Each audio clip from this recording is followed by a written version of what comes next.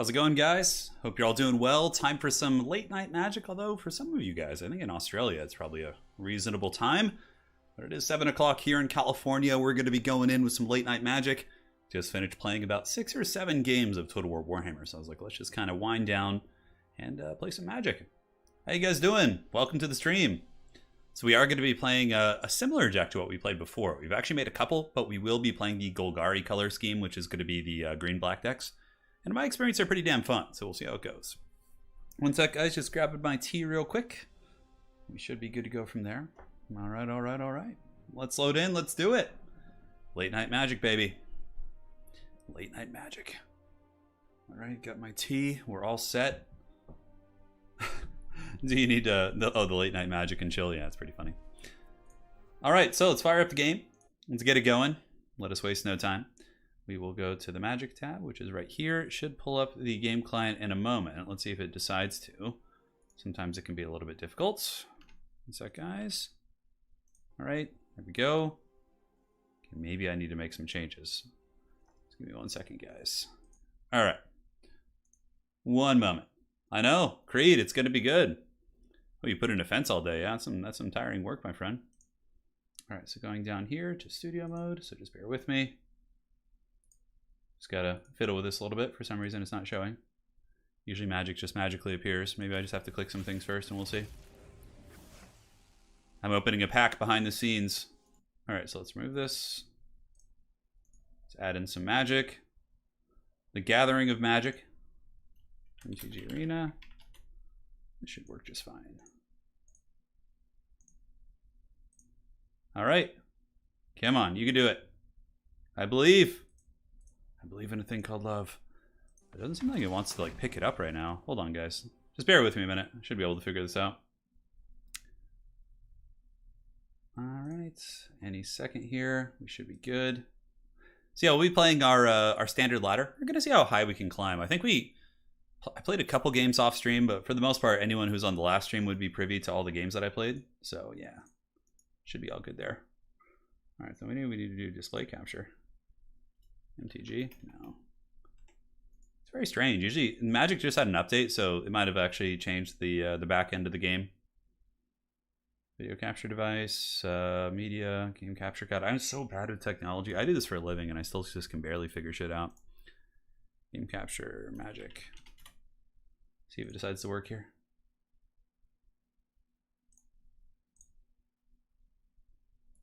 All right, so let us go ahead and transition here. See if that'll capture anything as I click around. Doesn't look like it. Okay. How's it going, Loopy? I know it's not Warhammer. No face cam tonight. No, I'm free balling it tonight, guys. I'm sitting in some boxers, just hanging out, no shirt on. It's a little bit hotter, so I just figured, yeah, I don't know. I don't know how that would roll. How YouTube would if they would care. All right, so let's go back to this, and then Magic for some reason is not appearing here. Don't worry, guys. The power of technology will not stop us. This train's a rolling. I guess we just do display capture. Arena. Looks good.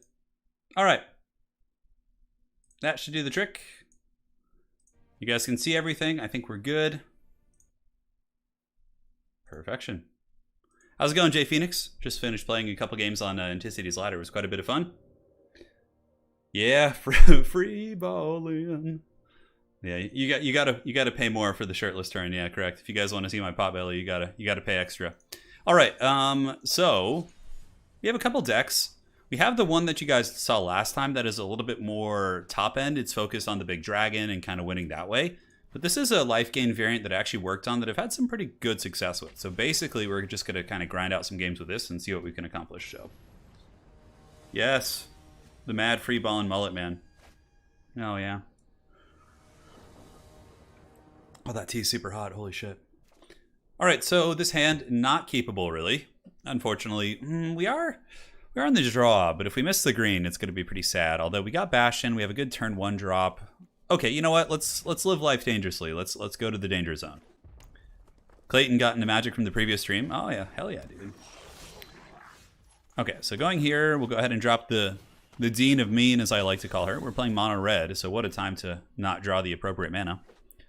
We do have some removal. We also have Bastion, so if we draw any mana of any type... we don't have Death Touch here, so that kind of sucks. Yeah, the Robber of the Rich is going to be coming for us. Honestly, we'll probably just block here. Just trade against the Fireblade Charger. Okay, what did he take? He took... Oh, he took a land. Lovely. I would have loved to have gotten that. So yeah, we'll just block here. It's not pretty, but it's a 1-drop for a 1-drop. It is what it is. You know. No mono red? No, I don't usually play mono red. All right, so that's fine. Worst case scenario, we stall out for a couple turns. I mean, our deck actually should beat mono red pretty easily. We have tons of cheap removal in the early game. All right, so Fervent Knight's coming. Let's see what other aggression is coming our way. So it's when he attacks? Yeah, it's when he attacks. So what we're going to do is do the Baleful Mastery on this bad boy. My opponent will get to draw a card, but it's more about just buying time for us to draw a third land. Pretty risky keep for sure. Keeping the 2-land hand was a little bit dicey, but you know, we'll see. If we draw any sort of a land in the next 2 turns, we should be fine, especially a forest. We have like a lot of ways of gaining life. All right, so the Robber of the Rich is gone. We'll probably just be taking 1 damage now, which is pretty good. For turn 3 mono red, taking 1 damage, like that's great. No problem. Yeah, Pwn Witherbloom is probably my favorite combination there. Ooh, that's pretty bad. Yeah, so we're definitely hitting a bit of a wall here. My opponent's probably rubbing his mono red hands together over there all happily. You know, you're starting to stream. You got to just get the bad ones out of the way quick here. Okay, so we're going to take 3 damage now because Torbrand is just going to be an angry Dowie. Okay, we get that, which is something. Now we can pop the Bastion of Remembrance, or we can do the Sedgemoor Witch. Probably the Bastion is better here. That at least gives us a blocker and some life gains. We could block the big Chungus Dwarf here. We'll only end up taking 3 unless he probably has like a Rimrock Knight or an Embercleave or something. We probably honestly lost this game. Yeah, our tempo is a little bit subpar because of the missing the lands. All right, what do you got? Bring it on over. Yep, we are going to get dunked on. I don't know if there's any way we can actually survive this. I mean, maybe if we draw a forest and play Blex, I think we can survive, but just barely. Okay, that's pretty good. A little bit too late. So we play this. We'll gain 5 life when it dies, and then Mortality Spear is here too. But that requires double green. Yeah, we got to play the Vexing Pest. Yes, Hammond. I'm sure we will. Pwn is playing D&D right now, but I think when he's all done, we will do some at the end. How's it going, Tanner? Welcome, welcome. So we got the Vexing Beast. Unfortunately, we're missing the land drop really hurt. We had removal to deal with a lot of threats. Okay, Frostbite. I think that's game. Yeah, we'll start a new game. Although that does gain us life. I think it's still lethal, so that's what, 4 plus... Yeah, it's still lethal, so... All right, we got our mana screw out of the way, guys. Now it's time to climb the ranks and show no mercy. Some fun stuff coming up this week. This weekend, we are going to be having the Warhammer World Championship going on, which is going to be super exciting. That's actually going to be casted on Creative Assembly's channel. So I'll be casting over there on their channel, and it's going to be great. It is going to be great. The top 4 are solidified right now. Okay, this looks pretty good. Yeah, this looks good. We have all our lands, and we can get a forest turn 1 with the Fabled Passage, and no problem. Fabled Passage, let's crack it. Let's go get a forest, and then we can... This combo is really good. The Overgrown Arch is really strong, actually, in this deck. All right, forest, pass. Next turn, we get the Overgrown Arch out, which will give us a way to constantly gain life. It also lets you learn, which basically pulls a card from your sideboard, which is really, really solid. Go Arch! There it goes. The branches are here. They're here to stay. Yeah, Mono Black is probably my favorite kind of archetype to play, but also Golgari is one of my favorites too. Like, I really like this color scheme. Yeah. Okay, the Prismari Campus. Looks like we're playing the American colors, red, white, and blue. So here we have a couple options. I think getting the Vexing Beast out is probably good while he's like tapped down. Well, it looks like he might have an Opt or something in his hand, considering that there was like a pause there, and then we just pass. Yeah. I like this little critter. Okay. Looks like he's scrying. Looking for a little something something. Probably has removal for this creature. Oh yeah, will for sure. It's going to be great. It's not the first time though. We've done all our Everchosens with them. All right, so let's go ahead and gain a life at the end of the turn. Might as well. And now we can get the real juicy synergies going. So we play Dina. What she does is every time we gain life, we get to ping our opponents. So in this case, Now we have the life gain, so my opponent's going to be constantly taking 1 per turn, and we'll go from there. Max, it is a very chill stream. I need to find some chill music for the chill streams. Yeah. All right, go for the blood. Yeah, this is like a 3-colored cycling deck. Probably using the Zenith Flare to do a bunch of damage in the late game, but I should be okay. I should be good. All right, so passing. Probably no attacks here, I would imagine. And at the end of the turn, we gain a life, and then that triggers Dina, who then, you know, pings our opponent, etc., etc. You guys kind of get the picture here. Come on, give it to us, Precious. We can also play the Witherbloom Apprentice, who pretty much does the same thing. He makes it so whenever I cast a spell, I get to, you know, have the same effect. Bastion is probably better, though. Let's do Bastion. It's really, really good. Whenever a creature of ours dies, or, yeah, we basically get to ping our opponent. So it's like a really kind of attrition-heavy deck. Okay, he does counter that, which is fine. No problem. Do we attack with Dina? I don't think so. Do we attack with the Vexing Beast? You know, this might actually be worth it, because we have another one in hand. Let's see if he's willing to trade his bigger creature for this. I would be more than happy to get this thing off the board, the Valiant Rescuer, because it gives him constant tokens. So I think that's going to be the way. Yeah, see, it's put him in a bit of a tough position. Okay, looks like he's just going to take damage, which is great. Pass turn! Yes, yes. I've been really struggling with finding another a good Wither deck. This one is pretty good, honestly. Yeah, this one has done well for me. But, you know, you can watch it over the course of the stream and be the judge. But, you know, I'm sure it'll be able to get to gold pretty easily. But if you're looking to get, like, higher than that, I don't know. Yeah, you might have to really, like, net list a little bit more for that. But, you know, for kind of where we are right now and just kind of starting to play again, it does the trick. Got a lot of cards in hand. All right, so let's go ahead and gain a life. Ping our opponent. Yep, looks good to me. We get a Temple of Malady. Let's go ahead and cast that. Not cast it, we just play it. You don't need to cast lands. So that lets us scry one. Oh god, it always annoys me so much when there's like... What is your response to the scry? Come on. Come on, give it to us. Oftentimes, I think it's people who are playing on their phones. Okay, do we need that? I don't think so. We could just kind of ship that one. We don't really need more than 4 mana in this deck. We can go to combat.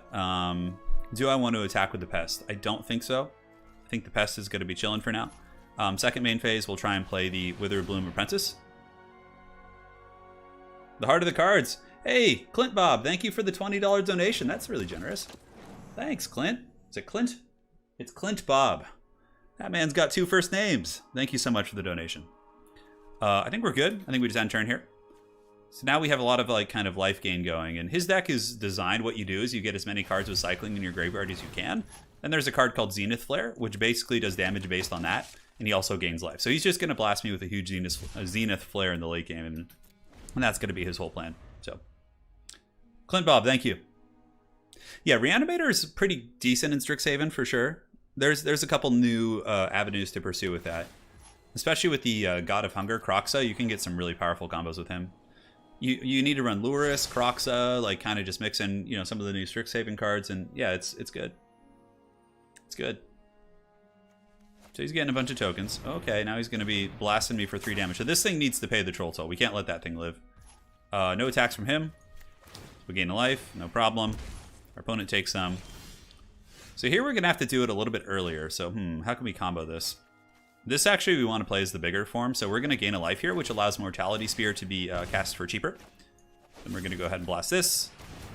Looks good. Magecraft goes off. All sorts of good stuff. Our opponent's down to a pretty low amount of health. Do we want to play the Dean of the Root? Yeah, probably so. Probably so. All right, no attacks. And pass turn. We're trying to send him to the Shadow Realm. So we're making a conscious effort, that's for sure. Yeah, late night Magic streams are always fun. Clint, again, thanks for the donation. Really appreciate that, man. All right, so 4 mana for our opponent. That means nothing crazy is going to happen. I think we have pretty good board control for sure. We have our little Vexing Beast here. He's pretty awesome. The other side of that card's pretty good too. Yeah, another one of these. Okay, no problem. We can actually just pop it with a Baleful Mastery here at the end phase, which will, again, have a bunch of nice triggers for us here. Okay, so pass to attackers. Will our opponent swing? They have 1 mana open. So I don't think there's going to be any fancy counterspells or anything like that, which is great. But this is good. This could start picking off all my creatures, so we need to make sure that thing stays off the board. So we will use Baleful Mastery. which does allow my opponent to draw a card, which is unfortunate, but it's still worth it. We can't let that thing stand board. It's pretty nasty. Yeah, scrying, get another token. So far, we take about 5 or 6 damage from the Zenith Flare. Look at that. Oh, wow. Okay, so I was able to blast my my life gain by getting 2 spells off. So here, you know, I think we just play this out, like so. Just prepare for next turn, basically. No attacks. Pass. Because once we start saucing up our board with Lizette, shit just gets crazy. Alright, another Pyromancer, so we gotta act pretty quick, or else that's gonna... Although, we will probably get out of range of the Pyromancer pretty quick using Lizette, because we're gonna gain a bunch of life next turn, and it's gonna be quite nice. What do you got? He's eyeing me. He's like looking at me over here. When you draw your second card each turn... Okay, so right now, my opponent can draw 1 more card and pop something for 3 damage. He'll probably get the Apprentice or the Vexing Pest. Let's see what he gets. Okay, 3 damage. Here it comes. That's fine. No problem. The character will pay the troll toll.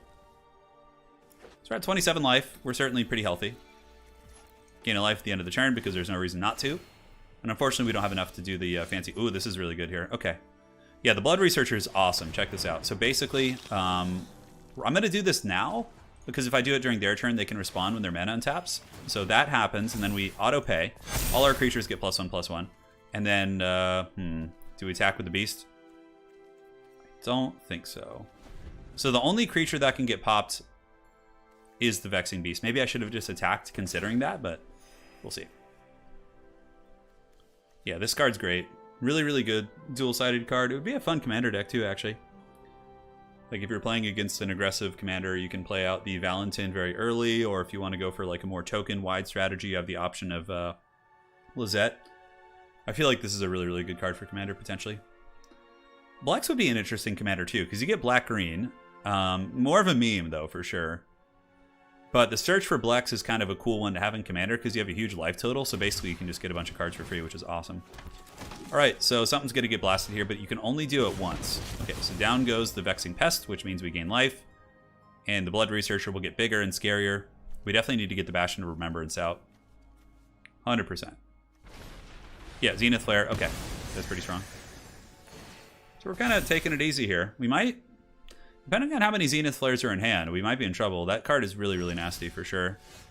All right, so what we do here is we play this for its...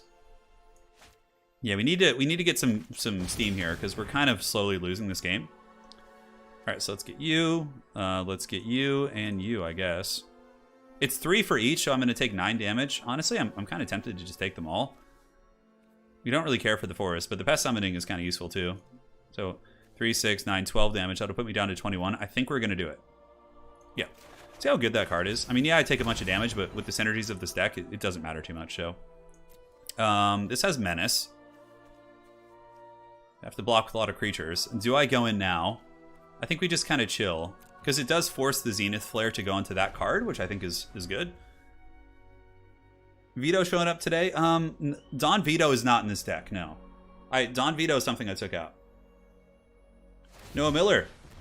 Hey, yeah, right on. I'm glad you enjoy it.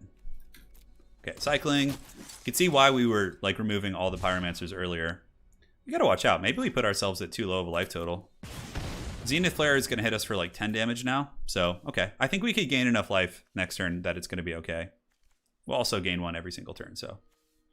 Have any lifelink in our hand? We do have the Valentin here, the Dean of Mean. Our opponent's basically just going to try and get us in range to kill us with the Zenith Flare, which certainly is possible, but we did rebuild our hand, but at a great cost. Okay, what's coming here? Little tokens. Yep. The reason they're attacking here is for sure to try and get us in Zenith Flare range. So we got to double block, or block everything we can. Pass the blockers, block, and block.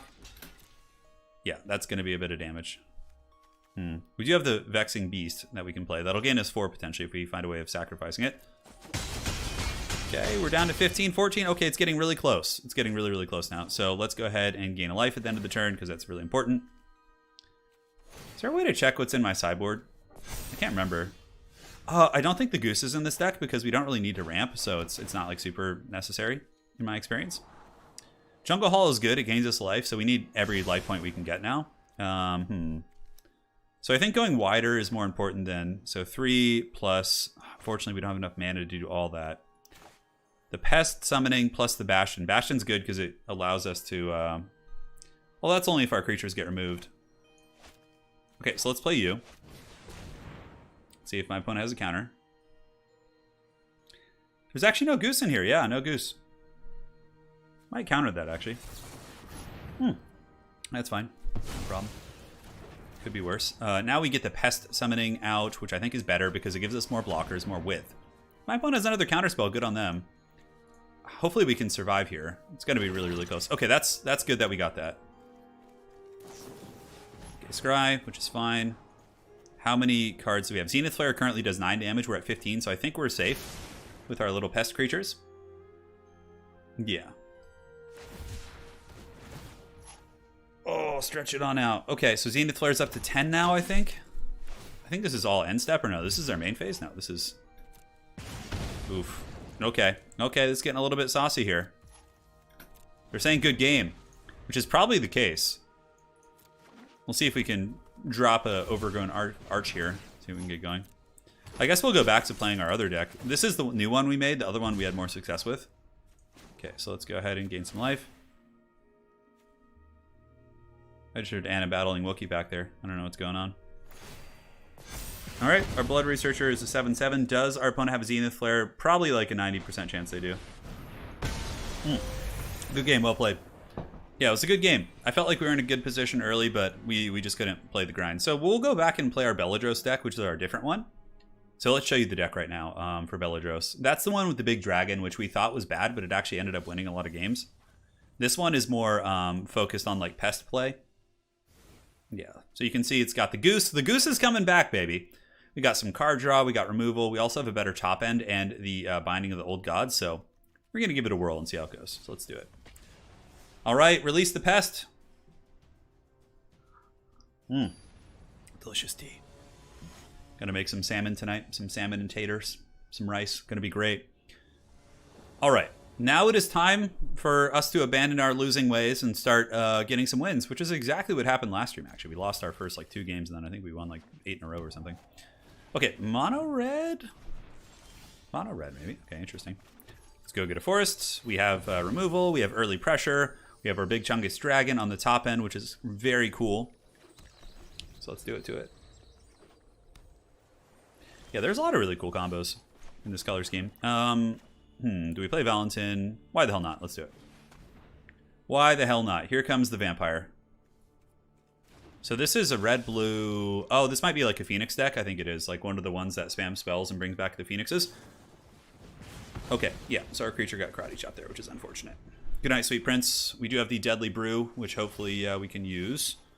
We definitely want to play our tap land and then just pass turn. And yeah, it's good. No problem. We're just passing along. Magic Arena is great. Because especially, man, the timing of having Magic Arena be solid during the Rona too was great. Because Rona, you know, obviously pretty much killed paper Magic to an extent. So having this as a substitute definitely is nice. Is this stream how I finally get into Magic? It is. Give in to the dark side. This thing have haste. Okay, he's got 1 red open. Don't think he can protect it. We should be able to get it actually with Binding of the Old Gods. That's probably better to get that tempo going. All right, so let's bind this bad boy. Good night, mighty Stormwing entity. You will not be missed. Now we're going. We're getting in there. That's certainly good. He got to scry. We have Belladros coming. Next turn we get an extra land. I think it comes in tapped though. Yeah, so it doesn't like ramp us super efficiently. Oh, but the dreaded goose is here. Duck, duck, goose, bro. It's coming for you. We all know how much everyone in chat loves the goose. How could we betray the mighty goose and not play with it? All right, Temple of Malady. This is a sorcery, so we can't do that. It's just too bad. We don't need that. Cool. And pass turn. The goose has done its part. Next turn, I will have a death-touching goose. Creatures you control gain death touch until end of turn. Oh, the fairy brazen borrower. I see. I feel like we're in good shape. Like decks like this need to put more pressure on you earlier. Yeah, it's a riddle form deck. Okay. Dude, everyone has to respect the goose. Look at it. It's all angry. Do we use the Deadly Brew here? 1, 2... To see if we have enough mana for it all. Okay, so we get the Pestilent Cauldron. Obviously Binding the Old Gods, kind of a moot point here. Doesn't do too much. Restorative Burst. He definitely is sitting on a counter, which I'd rather get Garrick countered, I think. Do we have Deadly Brew mana? So 4, 5, 6, 7, and 8. So we can actually do both. So we'll do Garrick first. Because I'd rather get the big Chungus Dragon in next turn, which pretty much ends the game if it stabilizes. Okay, we actually get Garrick, which is cool. So just to be efficient, we'll chop this guy down. You get to draw a card off it too, which is cool. The Riddle Form Beast will probably come in and take out Garrick next turn, but I'm just accruing card advantage, which is neat. So each player sacrifices a creature or planeswalker. Okay, that's not a planeswalker at the moment, so we're just gonna have to wait till next turn. So yeah, with taters, you boil them for 15, 16 minutes, and then once they're soft, you then cook them up in the pan with whatever you want, basically. But the best way to cook potatoes, if you guys are looking to release the inner potato in all of us, is to cook bacon in a pan, and then you take the bacon out and then cook the potatoes after they've been boiled and softened in the pan with the bacon fat. Dude, that's like the good shit. Oh, it's so good. Then you can just put some garlic on them, some garlic powder, whatever you got, and life will be treating you well. Rado, it's going well. It's going well. Potatoes are probably one of my favorite foods to cook, though, in general. No blocks is fine. We're pretty healthy. It's going well. We lost a couple games, but then we switched back to our usual deck that we play with, and I think it's going better now. I wanted to experiment with a life gain variant, but I find that it's not as effective as just, the good stuff. Riddle form will go back to a creature. We'll get the big dragon here in just a moment. All right, we got the pest summoning. So release the dragon.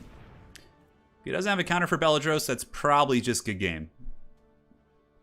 Loaded baked potatoes, I agree. Yeah, rosemary's really good. Yeah, on potatoes for sure. Play this, no problem. You just pass turn. The goose obviously can't really attack, so 30 seconds into streaming. Yeah. I mean, what we did for dinner last night, let's see. Or 2 nights ago. So yeah, we get a potato, you wash it off just like a big baked potato. You see, we seasoned it with like garlic, salt, pepper, all this kind of stuff. Ooh, bouncing my creature. How dare you? How dare you? And then from there, you bake it. Once it's done, you cut it open. It's all, soft and good in there. And basically I put an over easy egg, bacon, onion. There's so many good ways to cook potatoes. It's a lot of damage here. Holy shit. We're actually kind of in the danger zone. I actually thought we were in a really, really dominant position, but I guess not. So what we do here is we cast... How much mana do we have? So 5, 6, 7, 8, 9. We do have enough for Belladros as well as the Deadly Brew. So we can take care of this little dragon right here, which is nice. Yeah. All right, so let's do this. We'll cast the Deadly Brew. We'll auto-pay. We'll sacrifice the Pest token, which will allow us to gain life and also get rid of his Sprite Dragon. All right, give me that life, and I get something back. We'll get Binding of the Old Gods to remove any threats, and we can actually kill his Riddle forms now, which is awesome. And that's it. End turn.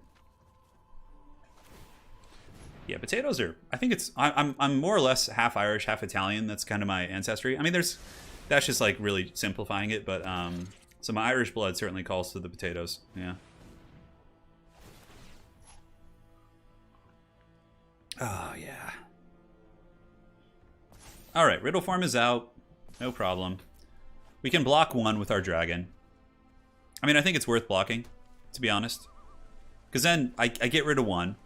He's got Castle Vantress, which lets him scry, but it doesn't let him... Yeah, can they be pumped at all? I don't think so. They can just scry. Nihiri has your favorite haircut, darling? Yeah, she's got shorter hair. Very similar to yours. She does. She has your haircut. So Riddle form... Sphinxes stand ready. I think he's thinking if he wants to go in.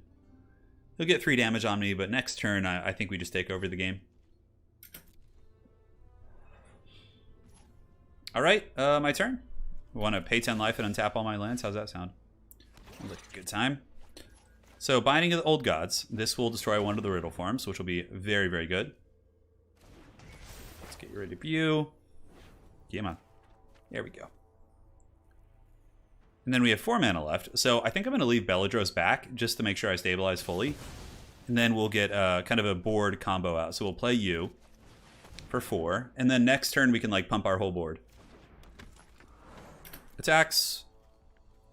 Let's get the little gremlins in there. That's pretty much it for now. We'll keep Belladros back to block the Riddle form creature. Because I don't know what shenanigans this deck can pull off, so I just want to be really, really safe.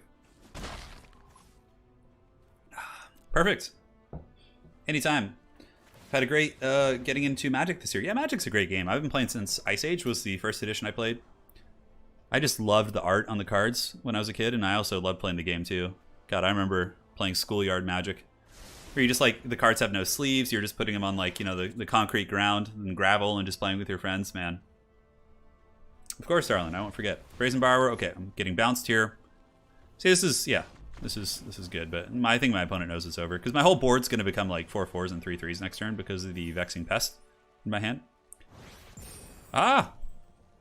We're on our way back. Let's see if we can get gold tonight. I think we should be able to. A great victory has been won this day. A great victory indeed. All right. Let's go ahead and get this party started here. Yeah, Ice Age was a pretty cool looking set. I love the old Grimdark style Magic card art had. It's probably one of the only things I don't enjoy as much, but I understand the game has to monetize, right? Like, yeah, that appeals to a much smaller audience. Okay, it looks fine. Looks good. Yeah, oh, Tempest was one of my favorite sets, Kevin. I love Tempest. Let's go ahead and play this for now. Go get a forest? Yeah, looks like we need a forest, perhaps. All right, no problem. Gojira, sounds good. I'll make a Belladros deck and we can play some Brawl. The Almighty Bushwag, I love that card. It's so funny. So what we do here is we play the Swamp. Then next turn we play the Jungle Hollow to gain life to trigger the Mortality Spear, which will give us an opportunity to take care of his creatures, which clearly are getting out of control. Okay, so you can pump that thing. All right, we get Castle Lochswain. Let's go ahead and just drop this. I don't know what big threats. Yeah, no, do I get rid of this or do I wait to see what he plays? Let's get rid of this first. Eldrazi are awesome for sure. William Chen, yeah, I play Magic. Love it, man. Magic, Warhammer 40k, and tabletop, those are my jams right now. Outside of Warhammer, Total War. Okay, can't attack unless you have another creature with power 4 or greater. Understood. So, do we go with the little pest creature? Do we go with Valentin? I think going with Valentin plus the pest creature probably is the way here. Yep, let's get the board developed. Hopefully we keep drawing so we can do some fun stuff here. Might have to take a beating for a turn. Yeah, we'll see. Ragnarok Total War, hey man. Turn Ice Age, nice. My first set was Fallen Empires. Oh my god, Fallen Empires was the worst set. Yeah, I actually, a couple years ago, one of my friends had a box. Or you know, basically just a box of them. I don't know if it came in a box, but we basically did like a draft with it. It was really fun. Yeah, I don't know if I have some pretty valuable cards. Man, 8 damage? Jesus Christ, this is getting crazy. I think we just take it. Oh god, this sucks. Yeah, the Almighty Bushwag. Or we could double block. We will gain a bunch of life. We take this out. If we block the Almighty Bushwag, he won't be able to attack. But what's my follow-up here? Definitely doesn't feel good to double block. Or I could just take 8, and then if I draw a land, I get a Sedgemoor Witch. It doesn't feel super great. And this gives me a pest whenever a creature an opponent controls dies. So let's just take it like a champ right now. Yeah. Okay, we got a land, which is cool. It's a step in the right direction. So now we'll have enough to do Valentin's ability at least, so we can get a pest out of everything. We're pretty close to stabilizing. We're pretty close to stabilizing. Very, very close. If we can draw any sort of a spell or a mana for Garruk, I'm pretty sure we win the game. Or at least have a good chance of it. That thing looks like Wookiee. It's like some angry walking bush. Look at that. Yeah. It's like all these animals that are all scared of it. I love that art. It's so funny. Like a Turin from Warcraft. This thing looks like Wookiee too. There's so many like Wookiee-like creatures here. Alright, so my opponent trying to decide right now if they want to pump and attack again, which I'd actually prefer, because it simplifies the state of the game. But we'll see what they decide. Yeah, we probably would just double block the Warden of the Chained here. The big cow person. Homelands and Fallen Empires were just god-awful sets. Yeah, they were just terrible. But they're like, the art was really cool. It just, there's like no good cards in those sets. I think you can like get a full play set of those sets for like super cheap, even though they're like vintage. Yeah. Because they're just terrible. I am a Golgari man. I'm not a huge fan of playing blue decks. Blue has always been my least favorite color, so I typically don't play any decks that have blue in it. I mean, I have in the past. Like, I've made a couple commander decks that have it in the wedge. Like Sultai, for example, if I'm playing a Sultai deck, which is basically just a Golgari deck with more tools, I will add it in, but generally I don't really play the blue color. Yeah. All right, so my opponent's scheming pretty hard here. The Big Think is on. Big thinking. We got the Sedgemoor Witch. We have a couple engines online, so no matter what we draw, I feel like we're okay. Hopefully they didn't disconnect. Yeah, maybe they did. We'll see, my friends. We'll see. Oh, I don't see any mouse movement either, so it might have been a disconnect. Nope, there we go. Cool. It's just the big thinking, I think. I think it's big thinking. You got a Legacy Reanimator and paper. Oh, very cool. Okay, so removal going down. They pay 3 life. It's a good play, for sure. Does he want to pay the 3 life? This character, you have to pay 3 life if you want to take it out. Ram through. Holy shit. They're getting ape shit here. Wow. Holy shit. Okay, that was a lot of damage. Uh-huh. Well, that's fine. So we play the Goose. Now we have the food option. We're just kind of chilling, so we can just kind of sit back and, you know, gain some life. See how fast my turn was? That's how it should be. Any thoughts on the Strixhaven Mystical Archives? Yeah, I think the art's pretty cool on a lot of those cards. Okay, Trample, does it have haste, though, is the question. It looks quite angry indeed, but we have the Pest waiting. Oh, the Almighty Brush minion. Hopefully they attack here. I don't think so, though. Okay. How's that thing? Can't attack unless you control... Oh, okay, got it. So here what we do is we actually double block it. And then we'll get the trigger off Valentin, which will let us create a Pest blocker, which will be very useful for future turns. So let's pass the damage. It's fine. We take very little damage. We also gain 4 life off that. And now we should have an option. Yep, so we gain 4. We auto pay that, and then we get a Pest. Do we sack the food? No, because we needed to play Garruk. All right, Garruk's coming. This is going to be really strong. I think we make the wolf tokens and just kind of go big like that. All right, there you go. Time Spiral is a great set for sure, yeah. I really liked the Alara block, I think is what it was called. Or Shards of Alara, or what was that called? But yeah, Tempest, the Invasion block was the one I probably played the most as a kid. Yeah, Invasion was really fun when like Dominaria first gets invaded. I like read the books and everything. It was a really, really cool set. I think we get this. I don't think our opponent can do it at this point. Although the Mighty Brushwag begs to differ. It's coming for blood. Look at that bloodthirsty beast. They don't have enough to double pump. Probably swing at Garruk with everything. Although, I don't know. We'll see. If it goes by itself, it's an easy double block, right? All right. The almighty Brushwag is here. What does he have to say? Nothing. Just pumping. Just hanging out. So now I think we can methodically just start to eviscerate the creatures. So let's play you as a 4/4. Let's go ahead and pump up the Space Jams. Just delete you. Just kind of simplify the game a little bit. Ooh, this is really good. Check this out, guys. So Jungle Hollow, that triggers. We auto pay. Boom. Our whole board is just jacked to the gills now. Do we attack for 2? I think it's actually probably not a terrible idea. Sure, why not? Let's attack for 2. Yeah, sounds good, Ragnarok. Yeah, I might do that. Although I haven't seen him play on stream. Does he play on stream or does he just play on his own time? I know Professor Pone plays. We play a lot on stream. But yeah, if anyone wants to challenge at the end of the stream, we'll do that. That'll be fun. Radha, heir to Keld, the mighty barbarian berserker lady. Okay, we get the Deadly Brew. Let's go ahead and let the dogs out. Who let the dogs out? We could also get a little bit wild too. We could make a goose token. A food token, yes. So we do this. And then we Deadly Brew it. Although we won't have enough to do all that, which is unfortunate. Okay. Get a permanent back too, which is cool. What do we want to get back here? Maybe the Vexing Beast.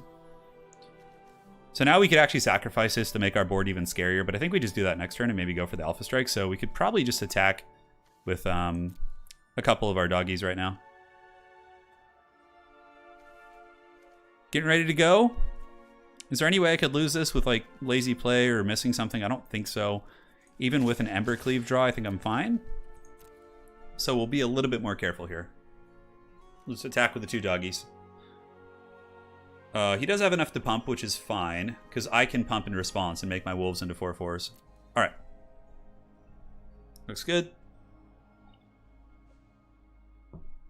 Maybe I do just do that, actually. The Deadly Brew. Get rid of one of the creatures here. Although I can make my board pretty jacked. The Deadly Brew... Yeah, no, we'll just end turn. What are your opinions on the best... on Mr. Beast and Magic Arena collabs? I have no idea about that. Mr. Beast is the big YouTuber, right? Yeah, I don't know anything about it. No.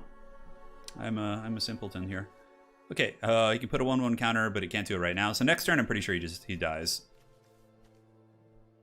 The Horn Bash Mentor. That's pretty cool. It's got the dude's like hanging out with a rhinoceros. Check that shit out. Belladros, 1, 2, 3, 4. We could actually play Belladros next turn too, but I think we can just go for the finish. Come on.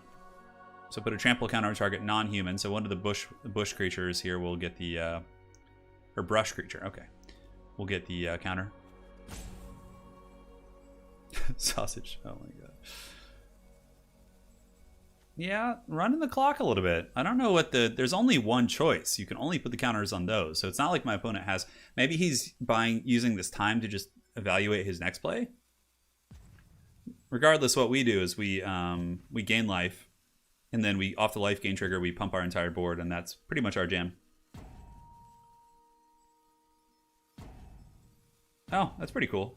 No, I never heard of that. I'll definitely look into it. Okay, wait, is that a... Oh, man, I thought Rada's an elf? What? That doesn't make sense. Since when? Wasn't Rada just like a human barbarian in the old sets? I don't know. Weird. Okay, so one of the creatures can be pumped. Let's go ahead and sack this at the end step. Yes, very good. And then when that goes off, we get to do this. Our whole board gets real crazy. Yeah, that's the good stuff right there. So, we don't have enough to destroy, which is unfortunate. So what we do is we create some more doggies here.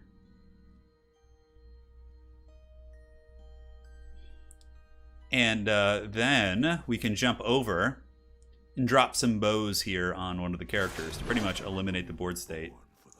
So we have enough for both of these plays. That's the question. We can play another Garrick, which gives us removal. So Deadly Brew, I think we're one short of doing all of that, which is unfortunate. Deadly Brew will return something to our hand. Yeah, it's a permanent. I don't know who we'd want to return, to be honest.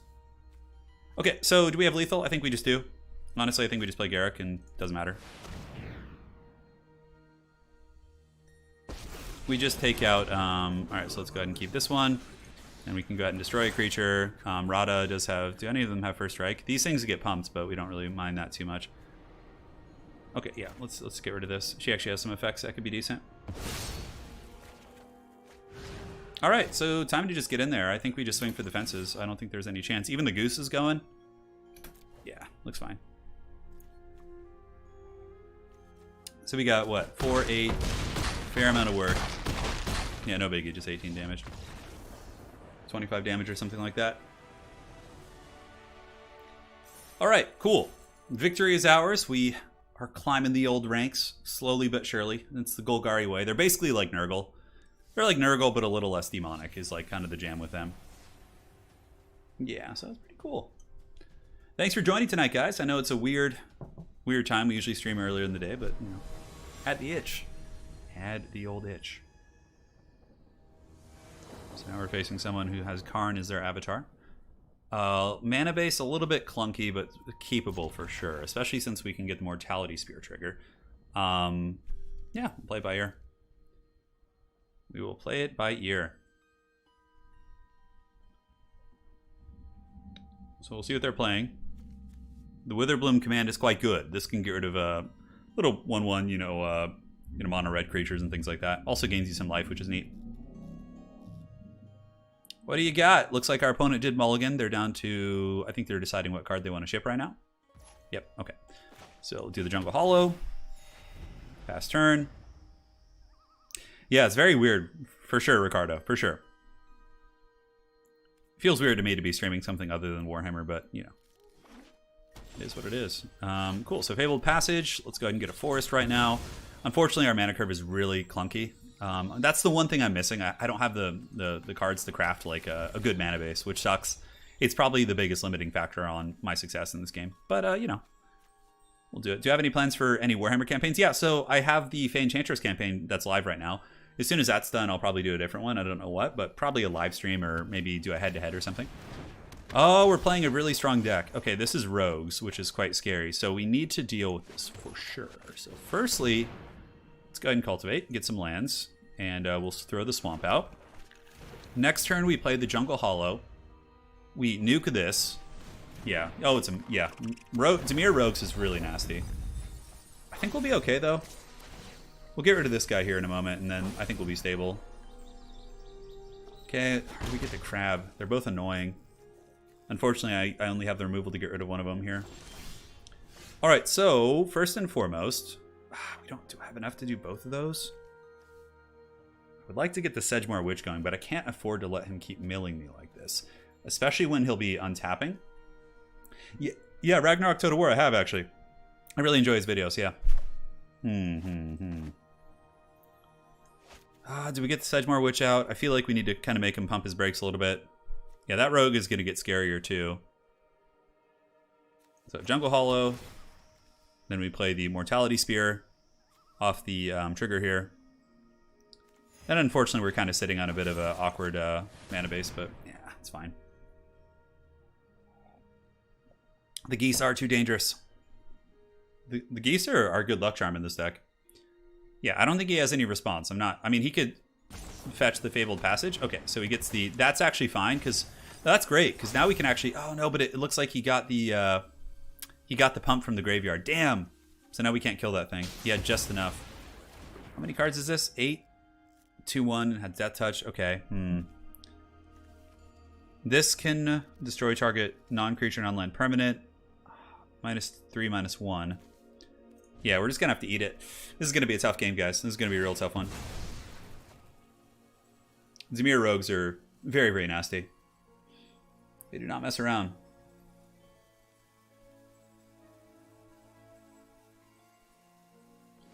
I mean, yeah. So you're saying what this YouTuber's offering $25,000 to... I mean, I would happily play him for $25,000. Are you his agent? You want to reach out and be like, hey, man, I know the one, the chosen one, the Dark Lord. Alright, so the Rune Crab, milling the hell out of my deck. Thieves Guild Enforcer also mills me. Next turn, we basically just have to, you know, start building our board and hope for the best. Oh, exile a card? Okay, interesting. And draw a card. That's pretty neat. Okay, some damage coming in. Thieves Guild Enforcer, karate chopping us. Our life total is really not the issue here, though. God, you know there's a counter in there. There's got to be.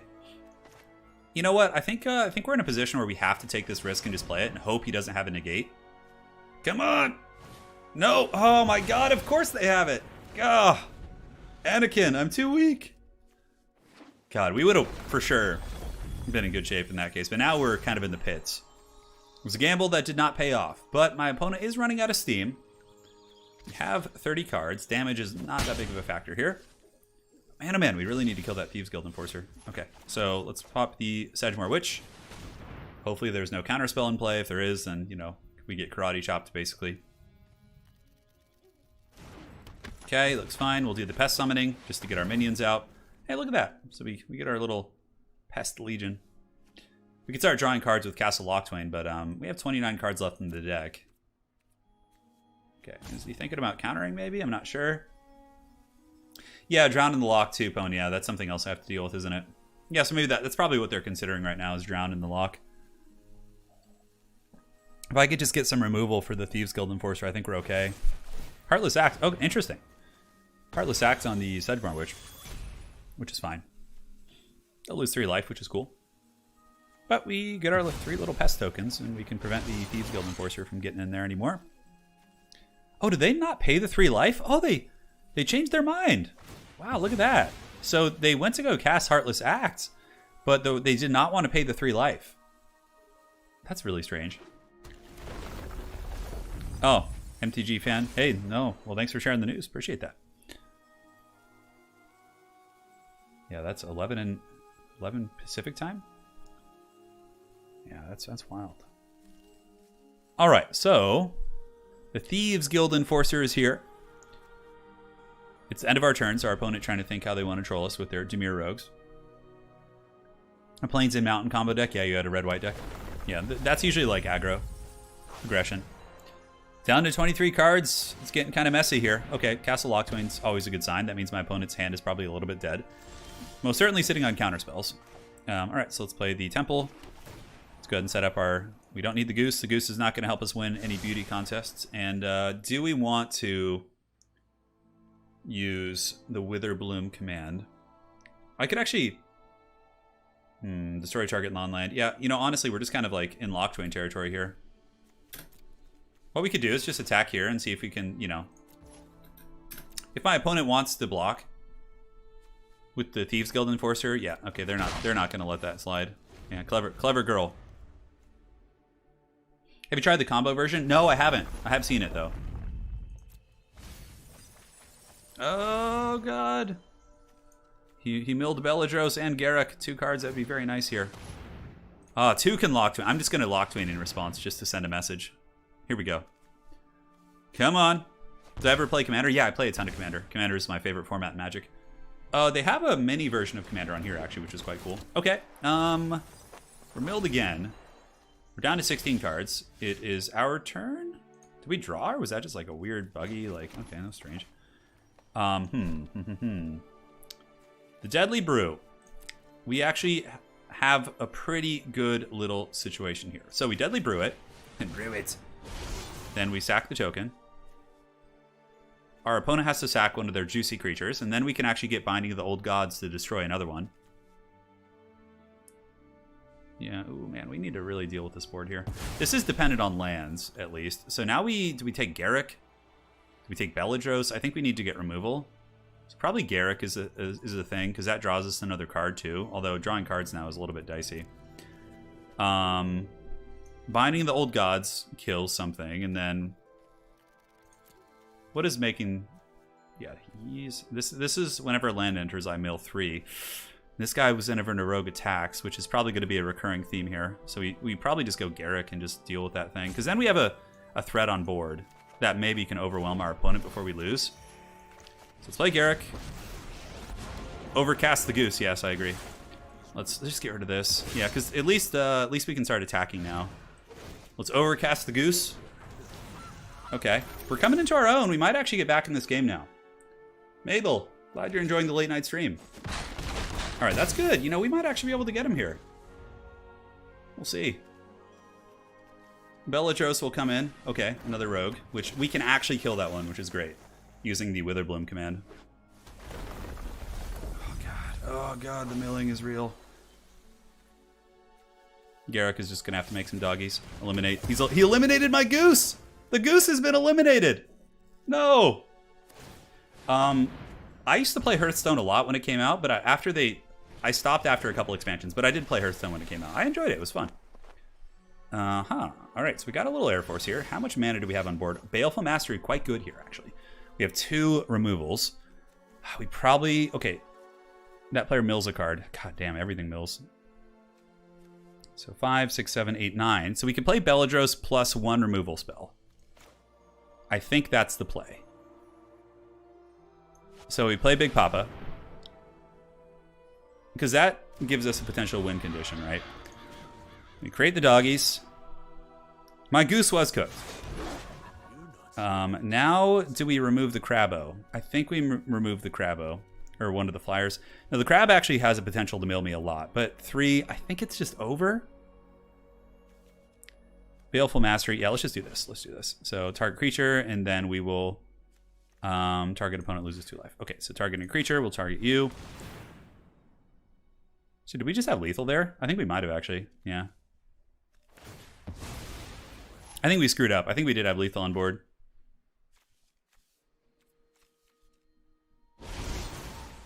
Anyways, let's see. I think we did. Yeah, because if I just remove 2 creatures, yeah, I think we had lethal. Okay, so we did miss lethal there, guys. A little bit rusty, but it's fine. Yeah, I love Elder Dragons. I'm actually going to order this card in person. It's so cool. He has to block here. He has to block the 3 and 1, and then he'll go to 1 life. But then his board is pretty much non-existent, right? So, yeah, he's got to block. He has no choice. And I don't think there's any way he can mill 10 cards in 1 turn. So I think we're good. Unless he drops a land, and then, I don't know. Damn, yeah, we missed lethal. I was just spaced out. Curses. Okay, he draws a card. It's fine. Oh, wait, did he not block the 3? Oh, well, I guess it doesn't matter anyways. Shit. We'll take it. See what I'm saying? This deck's pretty good.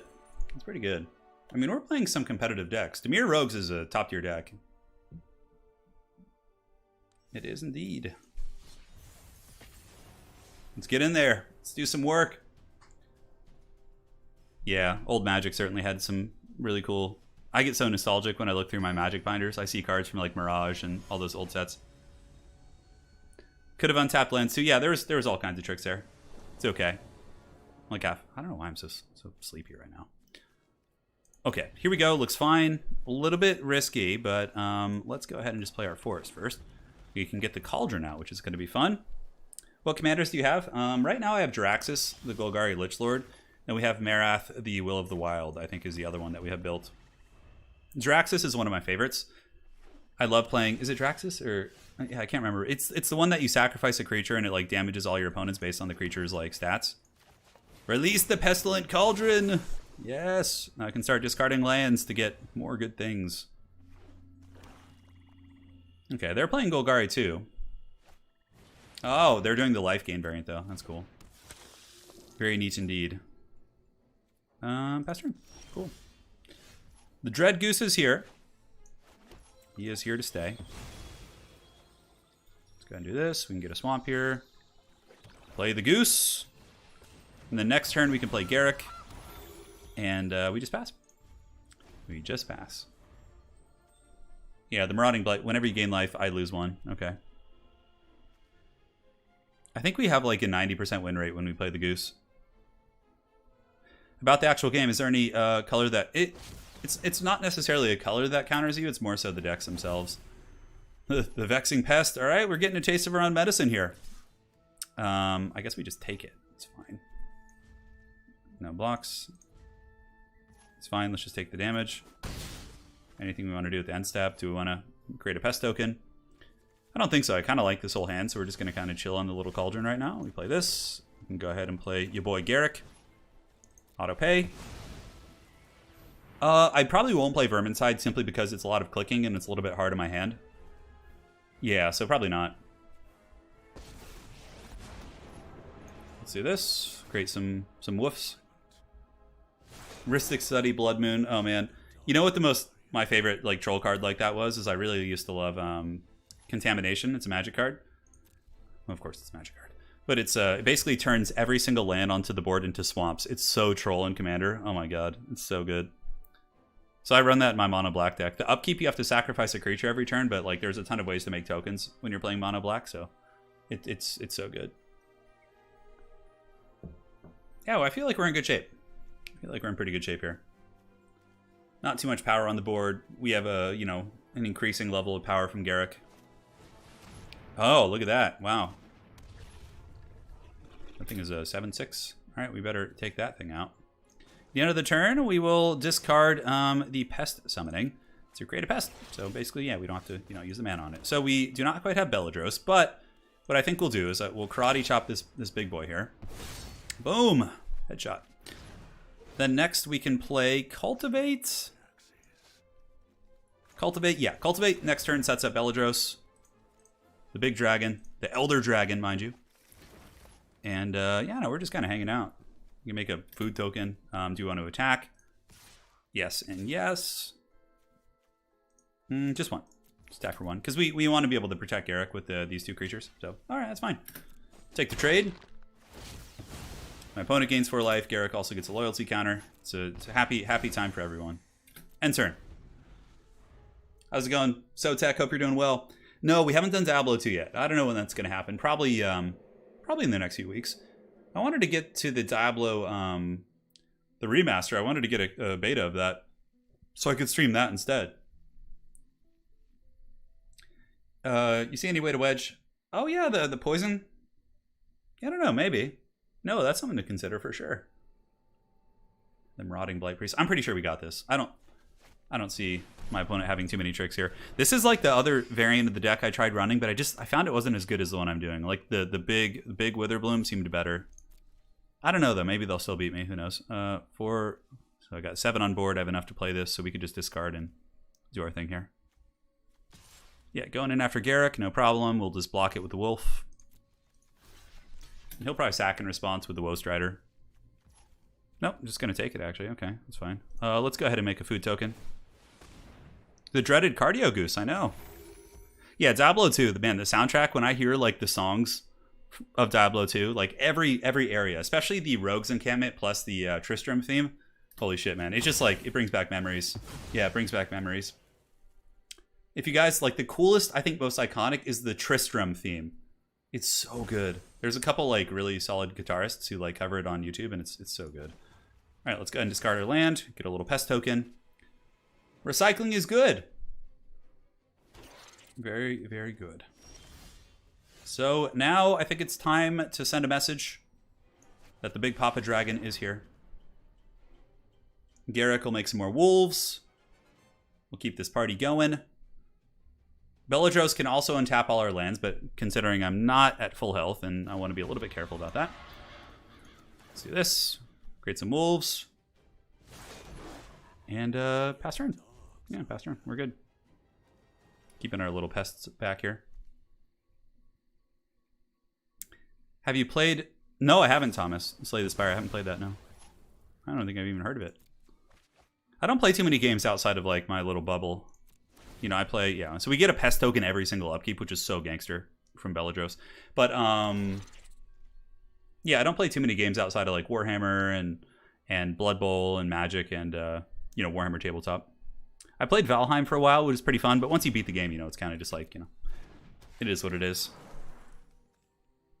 When you play Heroes of the Storm in the Diablo maps, you can hear the soundtracks. That's pretty cool. I really like that. Yeah, I think we're good. I mean, what do I destroy? Probably Dina here. And the Pest Legion grows in numbers. We have another Belladros in hand, so certainly overkill. We'll play our Vexing Pest here. He's going to buff up all our other little gremlins here. Other little Wookiees on the board.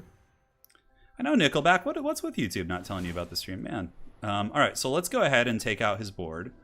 He can sack things in response. I think it's sack other creatures. Yeah, another creature. Okay, let's take this out.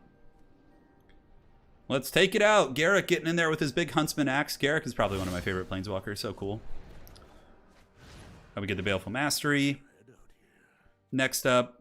Yeah, I mean, that's life gain. I guess we just get rid of this. So we'll just hard cast this and just take this out. How do you feel about the Warhammer 40k match? I'm optimistic. Like, it's just another thing to enjoy, you know. Let's go. Swing in for the fences. Got a lot of damage coming his way. Cauldron stands ready to do some good stuff too. Untapping all your lands is pretty neat too. Like the amount of momentum you can get, man. I'm almost tempted to do it. To just untap all my lands and then what could I do from there? Yeah, I could like do some food action and like play all sorts of stuff. Battlefleet Gothic, yeah, unfortunately then like nobody plays that game anymore. It's you go on and I remember last time I tried to play Armada, which was like a couple of months back. I was like sitting in a lobby for like a good, you know, a good 20 minutes and just got nothing. Not a lobby, but in queue for a multiplayer battle. Yeah. That game was really good, though. It was fun. I enjoyed it. It was a great game. Just, you know, not a ton of longevity, but it was good. Yeah, they're doing a Magic, Warhammer and Warhammer crossover in Magic, and they're also doing Lord of the Rings one, which I'm probably more excited for that. That's going to be so cool. To see all the color schemes, like, you know, Sauron will obviously probably be mono black, and then you'll have like Grima Wormtongue. You know, he's going to have some interesting. There's just so many characters. All right, let's go ahead and play the Forest and get the Goose going early. I know Armada was a fun game though. I enjoyed it. Victory indeed. Okay, we're playing mono red probably. I'm guessing. I actually have a pretty decent little hand against mono red here. Put Garrick on the bottom. The Goose is chilling. The Goose is ready. He stands ready. We have the Mortality Sphere plus the Witherbloom Command. Okay, no, we're playing probably a cycling deck, I would imagine. I don't know, we'll see. So, Fabled Passage. I'm gonna play the Fabled Passage. Yes, we do.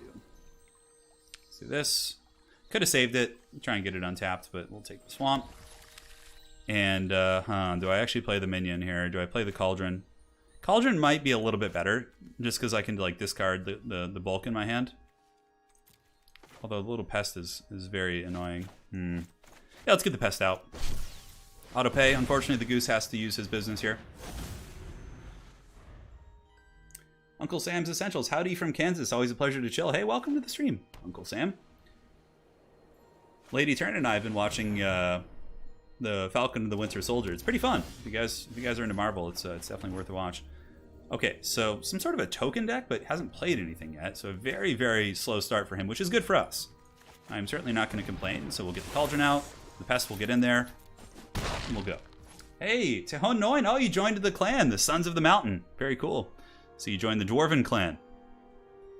The original Dungeon Keeper was an amazing game, Sotek. I agree. The original one was so good. It was so damn good.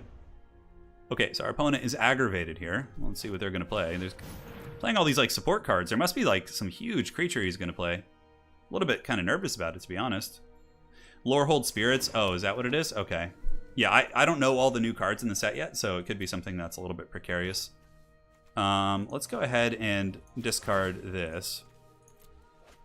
And then just, you know, try and get more answers here. Because each pest I get is going to be very strong because of the Vexing Beast here, or Vexing Pest.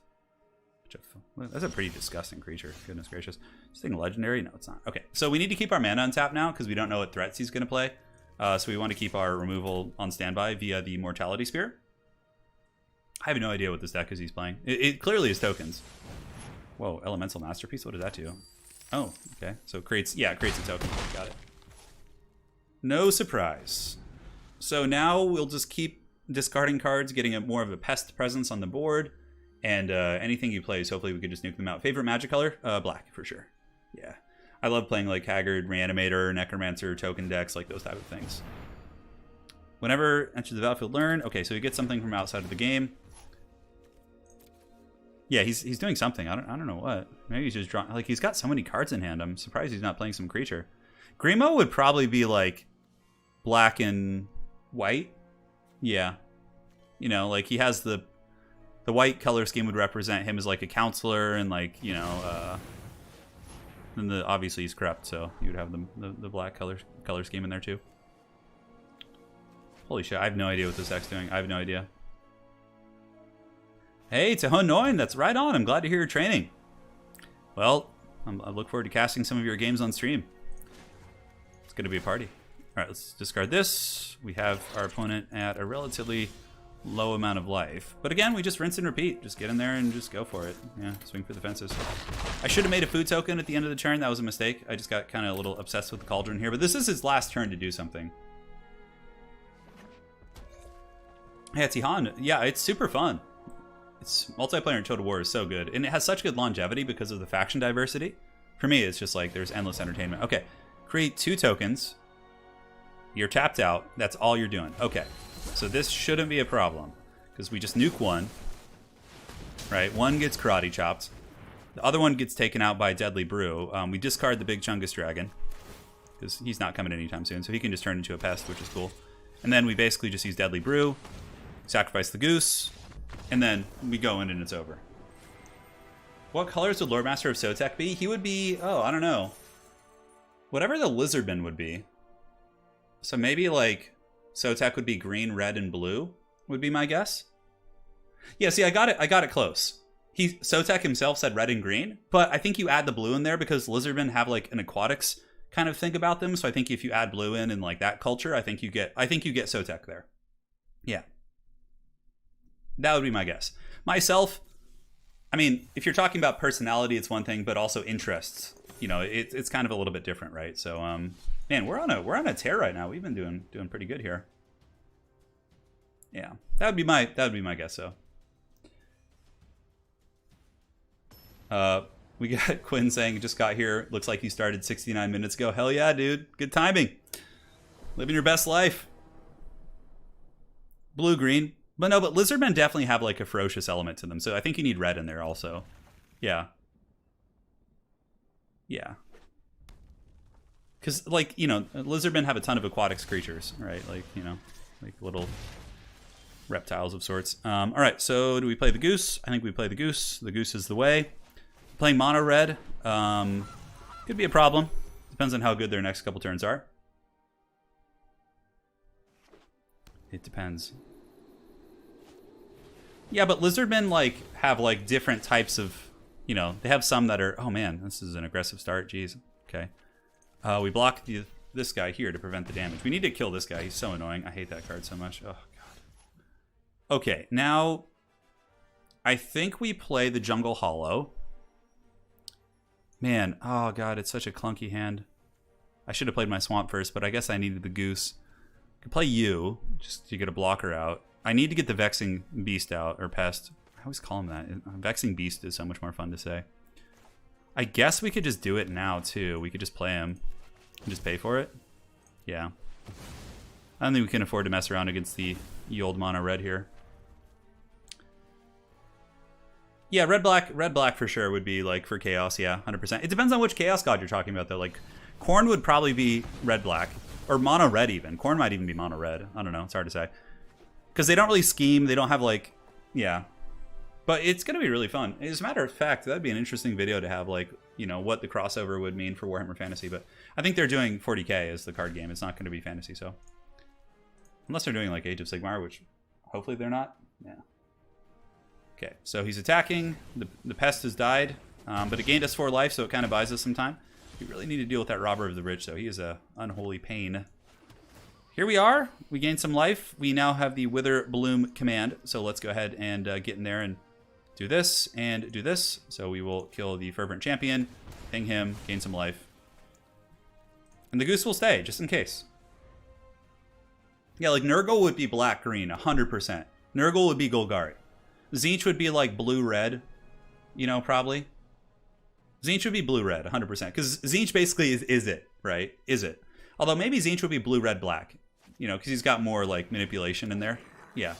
I don't know. Yeah, Tzeentch could be blue-black, too. I think Tzeentch would have red, because spellcasting has, like, you know, yeah. Be really interesting to actually talk about. All right, so do we block? We don't. I mean, he could start playing our cards, which is the one thing I'm a little bit concerned about here. So we're going to go ahead and use Binding of the Old Gods. We're going to take out the Robber of the Rich. It's good. And then we should be stable here. I think we block with the Goose against the Big Chungus. Just take the 1 damage. Call it a day. Well, Nurgle has growth about it. So you got to have green in there. Because Nurgle is about like the cycle of life and death and entropy and all that. So for sure, Nurgle would be black-green, 100%. Oh, wow, that becomes a creature? Look at that shit. Holy shit, what is going on here? All these, like, fancy cards. Yeah, we gotta block the giant, I think. All right, good night, Goose. You've done well. Tzeentch would be the dreaded mono-blue control that just everyone hates to play against. Yeah, that's not out of the realm of possibility. I don't know if we're gonna be able to stabilize here, guys. Let's pop you. We will gain some life, which is cool. I mean, if I draw a land and start getting Garruk spam out and like can stabilize here somehow, maybe. This thing is going to become a creature again, which is so nasty. Here he comes. We definitely block the Bone Crusher Giant. And then we block the Rimrock Knight with the Valentin here. Yep, same old. Rinse and repeat. Hopefully we don't have, yeah, Embercleave. Okay, so now we know what's happening. The board is out. The die is cast. Oh, God, the pump is so good there. Thankfully, we're going to gain 4 life, which is really nice. Top deck's going to be big here, too. Yeah, we're going to have to top deck pretty well. Okay, so you to you. Do you have first strike? Nope. And then you to you. Great, and we take 6 damage. Taking 2 in total after all is said and done. That's pretty good. Yeah, that's not bad. We gained the 4. Oh, yeah, that's so good. That's so good for us, guys. So now we play Big Papa. Let's go, baby. Come on. Give me the wolves. Release the pack. Release the pack. You cannot run or hide. Okay. So we could block. We can keep making tokens. We have some removal. Looks like the Faceless Hunt is coming. We can actually just double block it and get Garruk all sauced up. We'll see what my opponent wants to do, but or we just block the little dinky creatures. Oh, yeah, it's pretty good. Oh, but he accidentally tapped the land. Oh, no. That was for sure a misplay. Well, can't have it all. Let's block those guys. Garrick should live with like 1 life left. No, he'll actually only take 2. So he'll go back down to 5. Fireblade Charger will do 2 damage here. Probably to me. I don't know. We'll see. Hope there's a Smog card. Oh, yeah, that'd be so cool. So Garrick's down to 5. We get the wolves. Who let the dogs out? We did. Binding of the Old Gods. Let's go ahead and bind that Fervent Champion. Beating mono red is probably one of the best feelings in the game. For sure. It's like catching an elf player in Total War multiplayer after they've been kiting you for like 30 minutes and then you finally get the kill. It's the same hype for sure. Bring it on. Let's go. We got this. We'll for sure double block here. Or do we just chump? Because he gets 2 tokens here. Does take out the Faceless Haven. I think we just double block it. Yeah, because he's going to get some Satyr tokens, which kind of sucks. Oh man, he can actually cast the Garrick here. Oh god, that's going to be kind of scary. We do have removal for it. Our Garrick is pretty sauced. We have a Cultivate, which is pretty much useless, which is unfortunate. Let's go ahead and pop you, get the Wolf tokens. Do we Cultivate? No, we don't. Okay. And pass turn. Let's see what our mighty foe has. Probably just Castle Embereth plus the other one if he has the mana for it. How much is this to activate? No, he doesn't have enough mana. Without tapping all his lands, he doesn't. So we're definitely going to take him out first. Okay. Yeah, so you see that? Tapped his creatures down. Anax is coming. No problem. So we'll go ahead and get him with the Mortal Spear.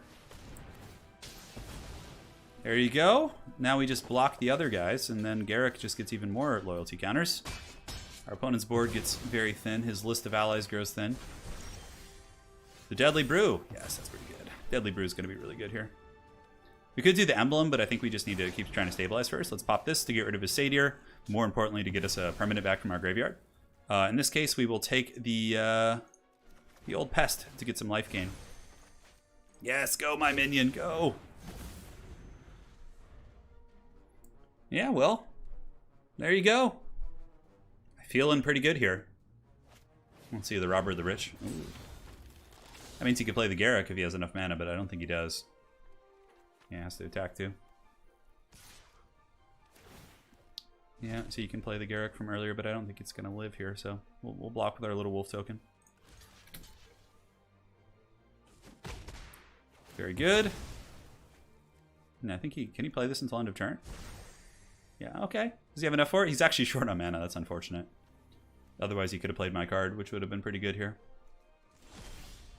All right, we get the Cauldron. We go ahead and make some wolves. We want to keep getting our board wider. We could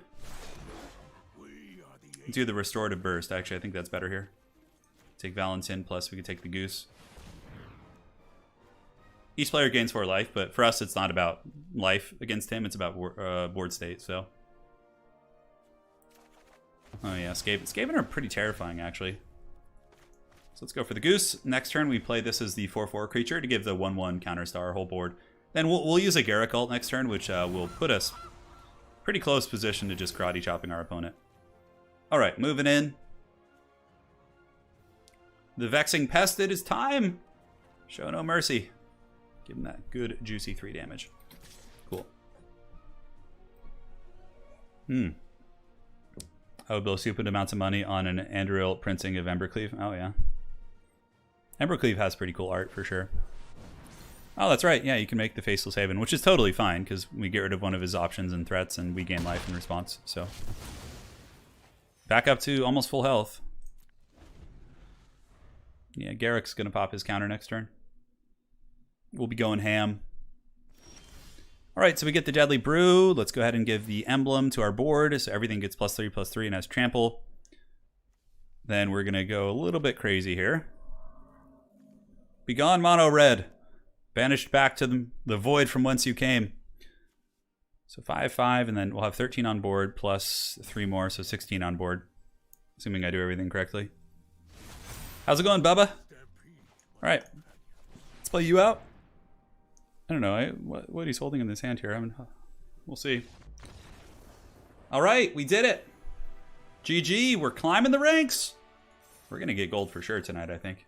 All right, I'll be back in just 1 second, guys. Just going to go refill my water, and yeah, give me 30 seconds.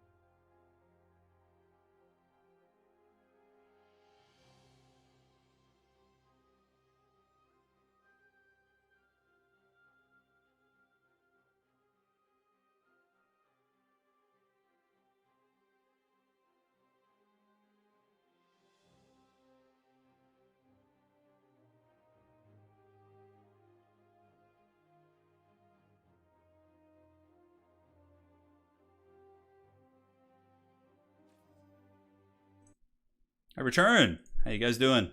Let's get this this show on the road once again.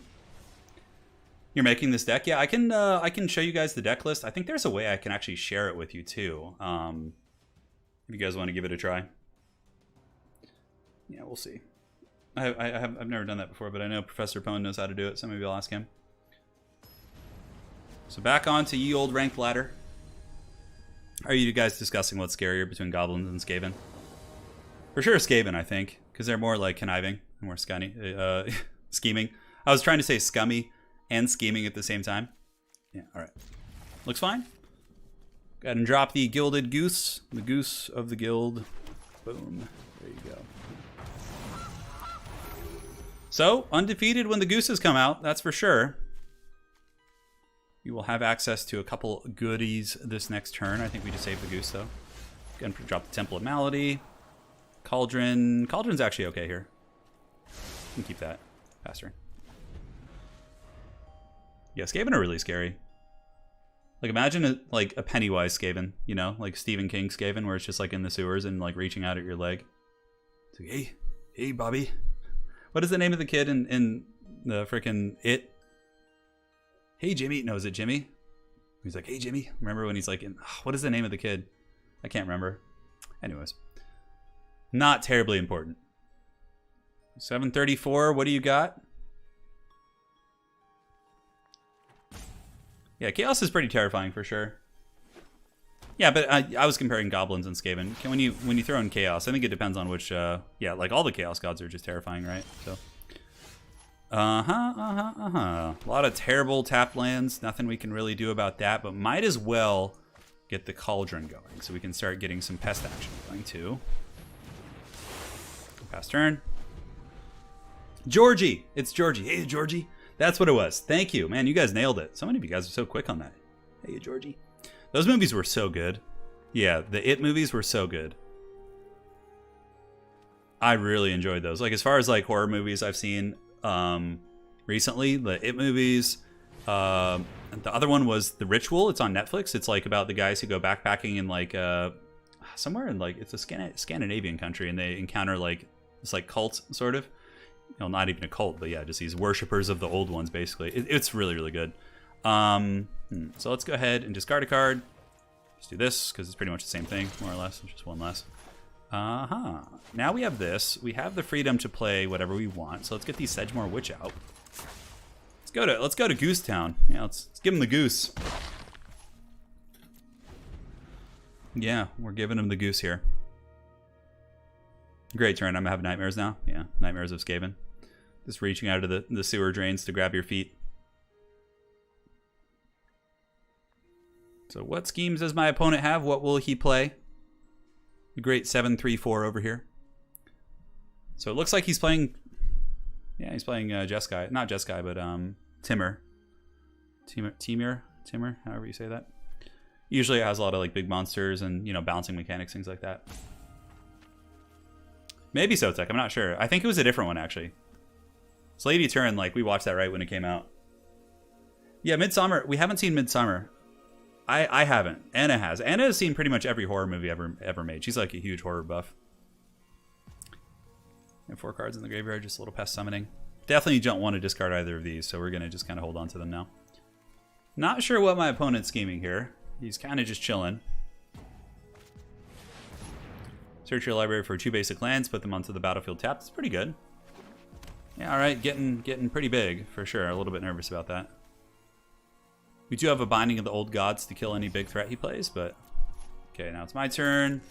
Let's hold all the cards. We have another Cauldron, which is good, because we can actually discard that. Let's play the Vexing Pest. Let's go ahead and swing and swing. And boom. All right, cool.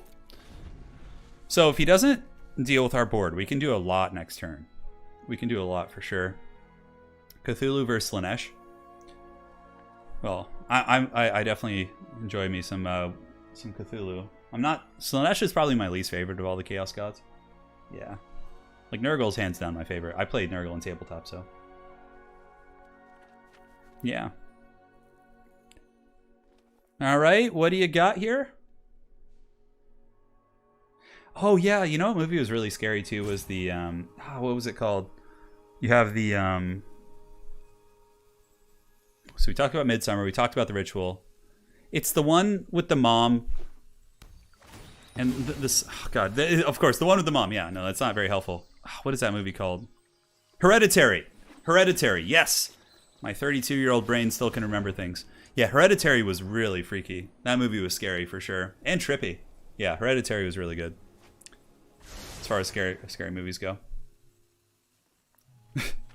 Oh no, Bubba. We're in trouble. My opponent is going apeshit on the cast here. Just casting all kinds of shit. Yeah, pretty late over there in Argentina, huh? Or in the morning. Oh, you're saying it's in the morning? Oh, okay. Alright, so let's make another pest token. Should be fine. My opponent literally has like a million mana now, so I'm like a little bit nervous about what's to come. 2-4. We almost have lethal on board. Not quite. Yeah, 8-10. Put our opponent to 4 life. Another pest card. Let's go ahead and do this. Go for the fences. Babadook didn't scare me that much. Yeah, do we do this? No, I think we just discard it to get another creature. I mean, you got to do something this turn. Oh, no biggie. Okay, create a 0/0 green and blue. Oh my God, is he gonna fling this at me or something? Is there a way to actually do that? Okay, no, we win. He creates a 39/39, which we could have killed with our removal, no problem. All right, I actually got a little nervous there. I was like, does he have a way to launch 39 damage at me right now? Oh man, okay. Yeah, Owen, for sure. It's a scary movie. Yeah, it's pretty freaky. It's just like really, really like, yeah. My favorite horror movie of all time, though, is The Thing with Kurt Russell. Well, I think it was like 1980 something, late 80s. That's my favorite horror movie. I love The Thing. It's so disturbing, and it like holds up so well to the test of time. It's so good. Plus, Kurt Russell's always fun to watch. Yeah, The Thing was probably my favorite. When I was like a teenager, when I was like 10 years old, I watched Event Horizon and got like super traumatized. I mean, I was like, you know, I was pretty like having nightmares for a while after that one. Yeah, you know, I was like a 9 or 10-year-old, however old I was. Oh, Pwn, dude, we're gonna get there for sure. I haven't actually tried to grind too hard here, but we're getting there. Good winning streak. Yeah, I think we've won like 6 or 7 games in a row. But this deck performed well last time too. It's a proven deck. The original Thing. Oh man, that scene when like the dogs get like mutated. Oh, that was so disturbing. Yeah. Did you watch the Thing remake? Yeah, it was not as good. You know what made the original Thing so disturbing was the practical effects. Like, they were so good. All right, just pass turn. It's fine. We have a pretty good hand. We can play the Sedgemoor Witch and then cast a ton of spells. And yeah, the Halloween movies are fun, Pwn, for sure. Yeah, the classic slashers. Yeah, those are all good. Yeah, John Carpenter didn't mess around for sure. When I was a kid, Alex says you watched Tremors. The original Tremors. You know, they were pretty scary. For sure, those giant worms. Yeah. Yeah, a little freaky. It's funny, Event Horizon with Morpheus from The Matrix. He's the actor. What's his name? God, I can't remember. I can't remember anything tonight. I don't know what's going on. But basically, I have too many useless Warhammer stats jammed in my head to remember actual pertinent information. All right, where's the counterspell? Let's get it. Come on. Let's fish it out. Where is that essence scatter? I know you're sitting on it. Come on. Give it to us. Yeah, Kurt Russell, for sure, was a huge element of that movie being good. All right, the Sedgemoor Witch hath cometh. No mercy shall be shown. Anyone seen The Green Room with Patrick Stewart? I didn't see that, actually, no. Yeah, Lawrence Fishburne. Yeah, that's it. Thank you. Who's excited for the new Mortal Kombat movie, too? That actually looked pretty good. The trailers at least did. I'm excited. See Scorpion and Sub-Zero just going fisticuffs. So what deck is this? Oh, okay, we played this deck earlier. This people must be just using the same decks. Like copying that list or something. I think this is the one that tries to make tokens. Okay, that's fine. Yeah, we get them for 3, which is cool. Hannibal Buress? No, definitely not Hannibal. It's not the Eric Andre show. All right, it is our turn. Hey, look at that. We get the little pest summoning, which I think is actually the play here. Let's get the little minions on the board and start giving our opponent some grief. Then we can use Deadly Brew to bring back a permanent. The Sedgemoor Witch would be the ideal one. Hopefully, our opponent uses like a token or something here, or taps out, plays a big creature. That is the jam. John B, yeah. That's perfect. Yeah, I mean, we take a little bit of a beating, but that's fine. The dragon will go down with Deadly Brew, and then we get our card back, and we can actually play it. All right, past that turn, they do have 2 mana on board, so they actually have some counterplay here, which would be really bad. I mean, if I get countered here, I'd probably lose the game, to be honest. If this is a negate, I think I just lose. If not, I think we're okay. If they have a counter, we lose. Let's do it to it. Yeah, let's give him the business. Come on, let the dragon go. Just roll with it. It's all good. It's all good. Like, if the Goldspan dragon stays on board, I'm just karate chopped. Yeah, Steven Seagal like will snap my wrist. You know, any metaphor you'd like to use is here. Get over here. Yeah, it's gonna be so good. They have 4 mana. Yeah. Oh, okay. It's going. It's happening. Oh, yeah, that's super fortunate. So now we can play the Sedgemoor Witch. Oh, yeah. Yeah, that's good. All right, now we're talking. Now we're talking. Now we have some play on the board. All right, let's see what they're going to do next. They got 4 cards in hand. A pretty big grip. Unfortunately, most of the cards in my hand are mana ramp, which I guess is okay if we get Belladros out. When I was 5, my father... So this is from 4K in chat. When I was 5, my father was watching the film made by the submarine that found the Titanic. Oh, yeah, that's creepy. I bet that's creepy. Yeah, the original Mortal Kombat movies are super fun. All right, what does this thing do? Exile target insert sorcery. Put a number of counters equal to half that card's mana value. Oh, that's pretty cool. Wow, look at that. That's some power. All right, then. Now, what do we want to do? I guess we just ramp. We just ramp it up. And then we try and swarm our opponent using the tokens from Lizette here.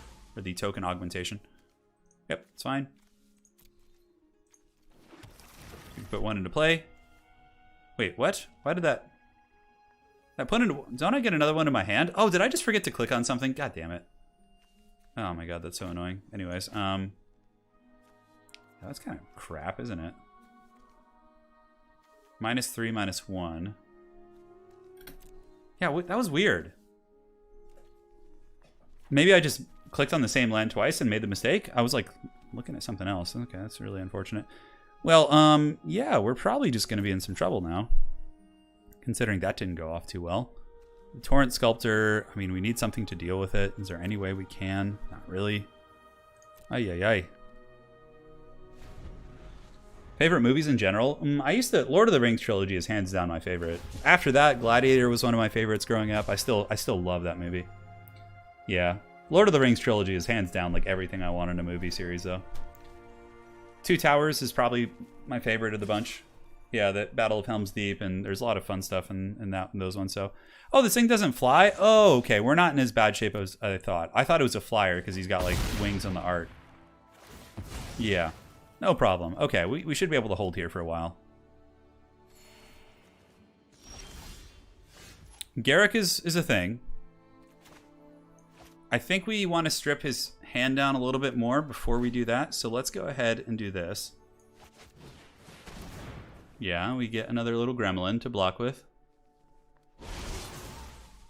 Okay, that is how it should work. Yep, it's aces. Do we want to do this Witherbloom command right now? I feel like no. We could play this, but I feel like saving it for the tokens is probably better. Let's just kind of keep it rolling. I should have grabbed a forest. I kind of made the mistake there, so I couldn't play the backside there, Lizette. Yeah, I love Last Samurai. Last Samurai was a fun movie. Yeah. Hey man, took out the Firebird for a spin today, did you? Andrew, what year of a Firebird was it? Yeah. Does ward work on Planeswalker abilities? Let me check. Whenever a permanent with a ward becomes a target of a spell or ability, yeah. Yeah, it will. Pretty good. I gotta watch Willow. I don't even remember that movie.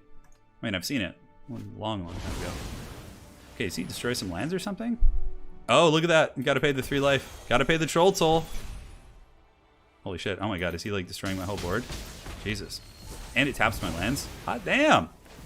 Some crazy shit. At least we gained some life. My opponent is tapped out now, which means we can do some work with Garrick. Oh no, the dreaded mountain is open. Okay, Plum of the Forbidden. -3, -1. I think we need to play Garrick. We could play Garrick and then Plum the Forbidden. Maybe making the doggos is better. And then doing that instant speed to draw some cards, like when we jump block. Let's actually try... but destroying is pretty good. I think this is better, actually, while he's tapped down. Do you want to target Torrent Sculptor with this ability? Why wouldn't I? Oh, it has Ward 2. Oh. Yeah, we still need to kill it, yes. And then we'll auto-pay that. That thing needs to go. Because now he just kills Garrick, but at least I get a card draw, and I can, like, rebuild my board now. It's a 1989 Formula V8 305, not quite as... Oh, that's cool, man. That sounds like fun. Does the witch have Menace? No, yeah, she does. She's got Menace, yeah. Yeah, John B. The dreaded witch does. Alright, I have no idea what's happening here. Okay, discard, draw a card whenever you discard. Okay, so it does damage to something, I'm guessing. Okay, so he just kills Garrick, and then I have to deal with it here. Okay. In the face. There's a lot of crazy cards in this set, that's for sure. So let's go ahead and play the Pest Summoning, just to make sure we're stable. My opponent may counter it. If they do, then I can use the Binding of the Old Gods to kill this creature, and I'll feel pretty good.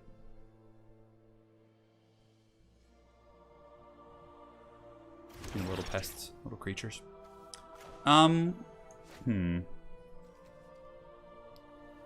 know, maybe we just go a little bit wider here. See if we can get away with this. This is kind of greedy, but if he doesn't have a counter, then I think we're pretty strong off this play. Because we could just block with the little pest creatures and then get the triggers of the counters from Lizette. Yeah, okay. That's fine. We got blockers. It's good we got rid of that, because now Binding is open, potentially. Yeah, I enjoyed Last Samurai. I thought it was a really fun movie. God, look at that. Look at all the references it gave us on the channel. So, 4 in our opponent's grip. The boards are pretty even. Although he's got this big 4/4 elemental thing. We have some card draw. We have some removal, but the removal is very conditional, so not going to be the best. Okay. The Triome. Not cycling it, so it means they're probably relatively happy with their hand. Yep, attack for 4. We block. Farewell, little creature. You'll be missed. Yeah, there you go. Let's see what we draw. We don't have any Castle Lochtwain. I could use Plum. What I'll probably do is, if I don't draw anything good... Oh, wow, he's actually going after the little gremlin. Look at that. He's going to play it now, too. Okay, hopefully there's no counter spells in hand now. I need to be able to play stuff. Yeah. Okay, so that is okay. This is actually decent here. So we play Valentin. Just get our little blocker out. And then we Binding of the Old Gods here to try and pop this creature, which then triggers a pest spawn for us. Come on. Come on. I hate that. Okay, let's see if they counter this. If they don't counter this, we might be in really good shape. Mystical Dispute won't work. We have 3 mana open. So it has to be an actual counterspell like a negate or Saw It Coming. Okay, that's really strong for us, actually. Yeah, so now we kill this creature. We get a token off Valentin, I think. Oh, no, it has to be... yeah, it's too bad. A non-token creature. Okay, it's still fine. Let's go ahead and pass. Let's pass. Let's see what they got. The mighty 2/5/5 here. Yeah, I think we're okay. Okay, the creature gets bounced. In response, I'm actually going to sack it because that'll get rid of his creature. Yeah, because then the adventure fails and... Sacrifice 1. Sacrifice 1 creature. Now we get to draw 2 cards, and our opponent's Brazen Borrower should just go to the graveyard here, which is great. Takes away a lot of his steam. Yep, cool. Pretty terrible draws, but we got him out of the way. See, that ruins the adventure. If you remove the target of the adventure, it actually just cans the whole card. Yeah, which is great. But at least we got a Goose. I mean, he can block and gain us some life and stuff. Yeah. Yep, the Giant's coming to stomp the yard. Definitely need to draw some goodies here. Come on. Come on, pass it. Pass it. Finding the Old Gods will get us another... Okay, Lockswain isn't great, but at least it gives us card draw. Yeah, this isn't helpful either, unfortunately. The Witherbloom has been really useless this game. The command. It's good against a lot of decks, but not this one. Okay, yeah, we have a lot of lands on board. Let's get Castle Lockswain. Let's get the Goose going. The Goose will give us some life gain. Let's go, Goose. You guys ready for a Death Touch Goose next turn? Do we do this just for the sake of it? Target creature gets -3/-1. Maybe we do, just to gain some life. I think that's actually not a bad idea. Target player mills 3 cards and return a land card from your... Okay, so we'll do this, and we'll do... No, we'll do this and this. So target player mills 3 cards, then you return. So I'm going to just mill him, and then I will gain the 2 life. I'm pretty sure I still get to... Yeah, then you return a land, which I should have a land in here. Yeah, I got the Fabled Passage. Okay. That's kind of useful. Gives us a little bit of a cushion. Come on. Come on, what do you got? It's a hard-fought game here. We're having to scrap hard for this one. Okay, 2 damage to the Goose. Target player creates a treasure token, obviously going to be you. I don't have any response.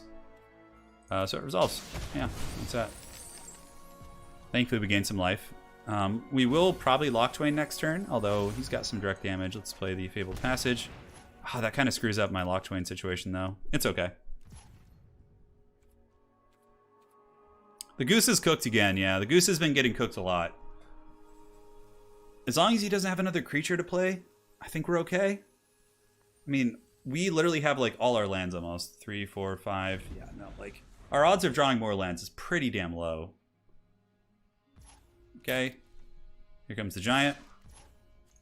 Let's go ahead and just gain some life in response. Quite good. Alright. Do we Lockswain here is the question. We lose 3, we go to 8. Yeah, I think it's worth it. I think it's worth it. We need to draw something. We can't just sit on our hands here.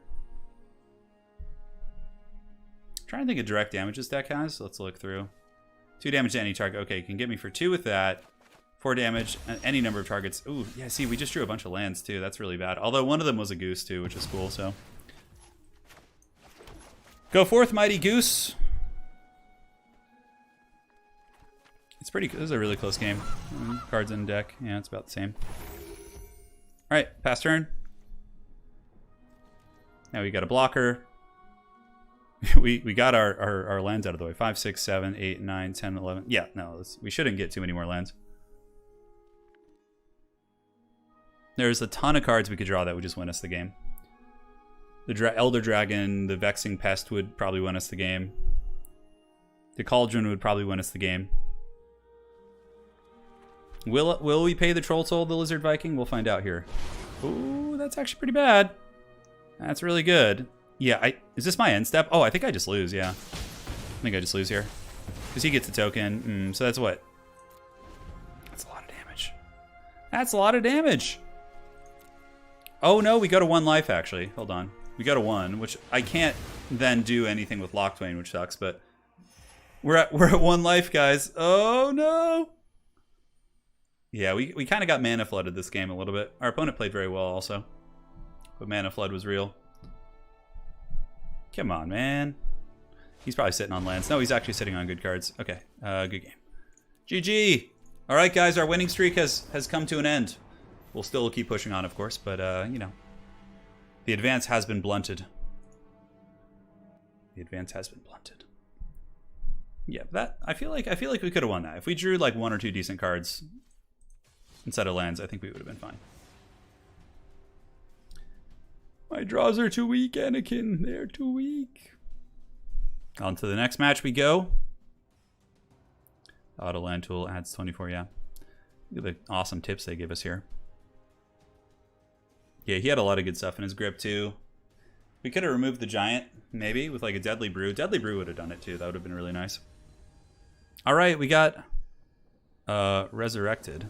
Spelled very strangely here. Falcon wins. Oh man, this is a pretty clunky little hand, but no, we're gonna mull that. All right, much better. Much better. As far as what we ship here, probably the Cauldron. It's not gonna like help us in the immediate.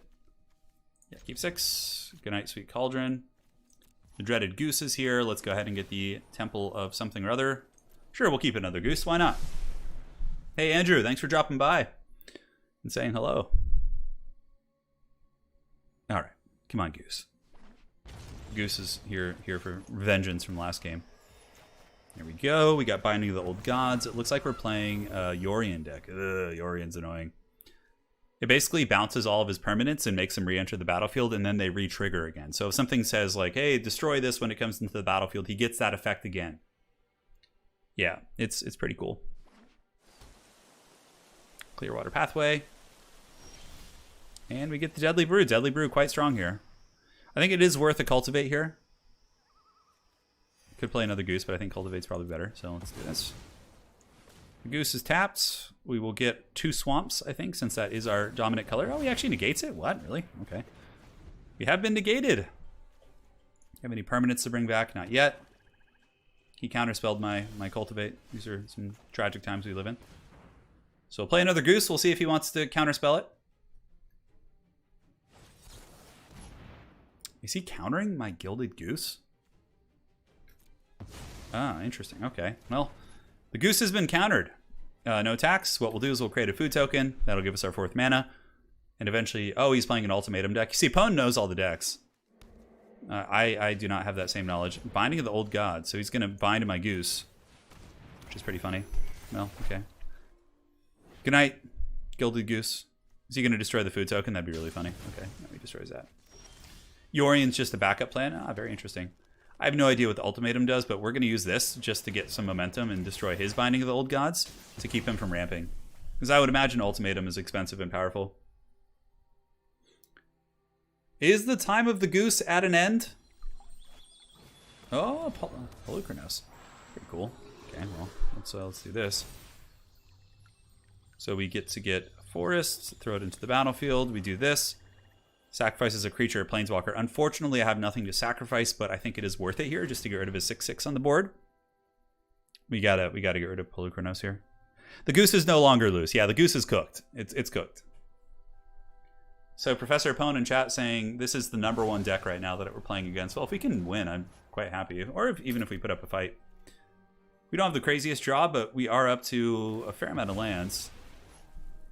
It's fine. I don't have anything else I'm going to do here, so you just treat yourself.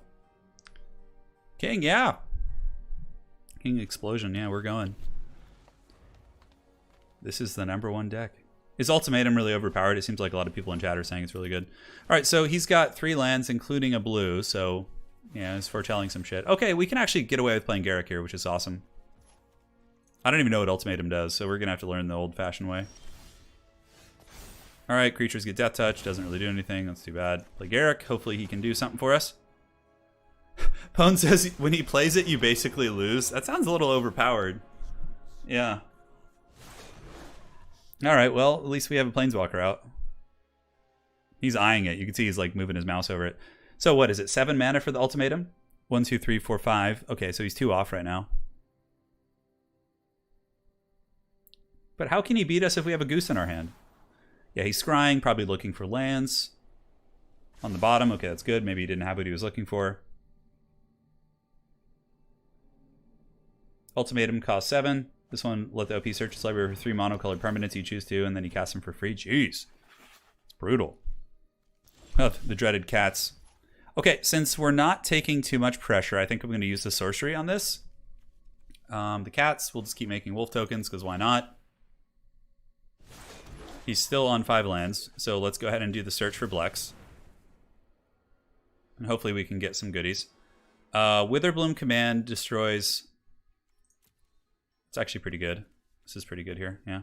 Do you want to take Blex himself? Yes. 3, 6, 9. I think it's worth it. We have some ways to gain life, so I'm not too worried about this. This will be good here. Destroy target non... Oh, wait, hold on. Oh, perfect. We can destroy the Miasmane Tomb. And then the cats on the board are just going to have to stay. So target a non-creature. We'll take out his book here. And then we'll just hit him for 2.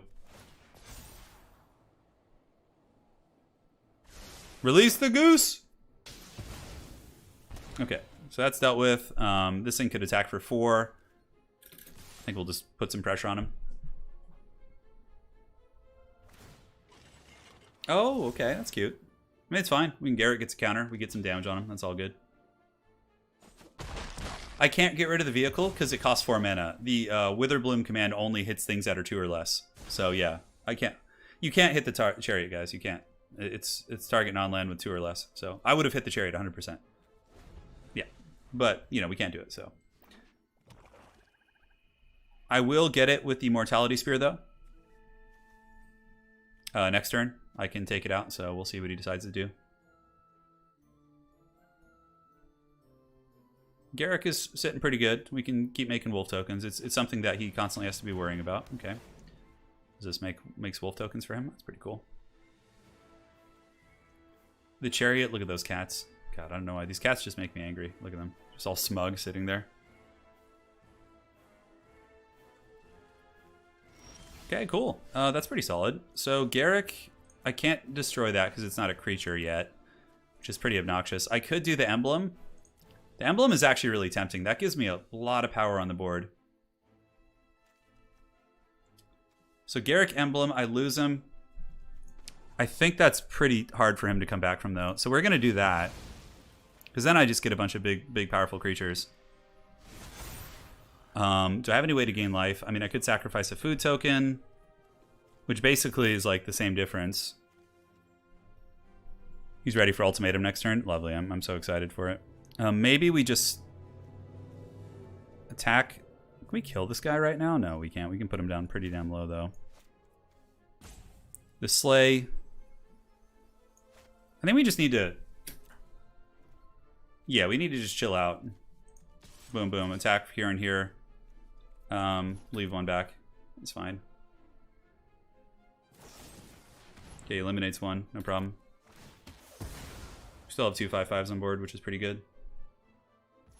Dogs are better than cats, science. Yeah, so we can sack this, and then we can use 2 Mortality Spears. So whatever he gets with Ultimatum, we should be able to pop it. Hopefully he just takes 5. We'll see. Yep. Goes to damage. End turn. Okay, he's looking for his combos. He actually doesn't have the Ultimatum in hand, so he's clearly looking for it right now. 1, 2, 3, 4. Yeah, he's got this, and this gives him an extra 1. Yeah. All right. But we're prepared for it. I think we have enough removal that we're fine. Okay, that's that. Okay, so that wipes the board. No problem. Uh-huh. The board is officially wiped. The dogs will disappear from this world, unfortunately. They were good boys. Remember them for what they were.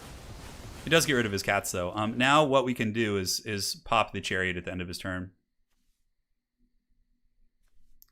Oh, Polochronos might escape, actually. This is exile? No, it destroys. Okay. Now he gets Yori into his hand. Pass to attackers. My turn.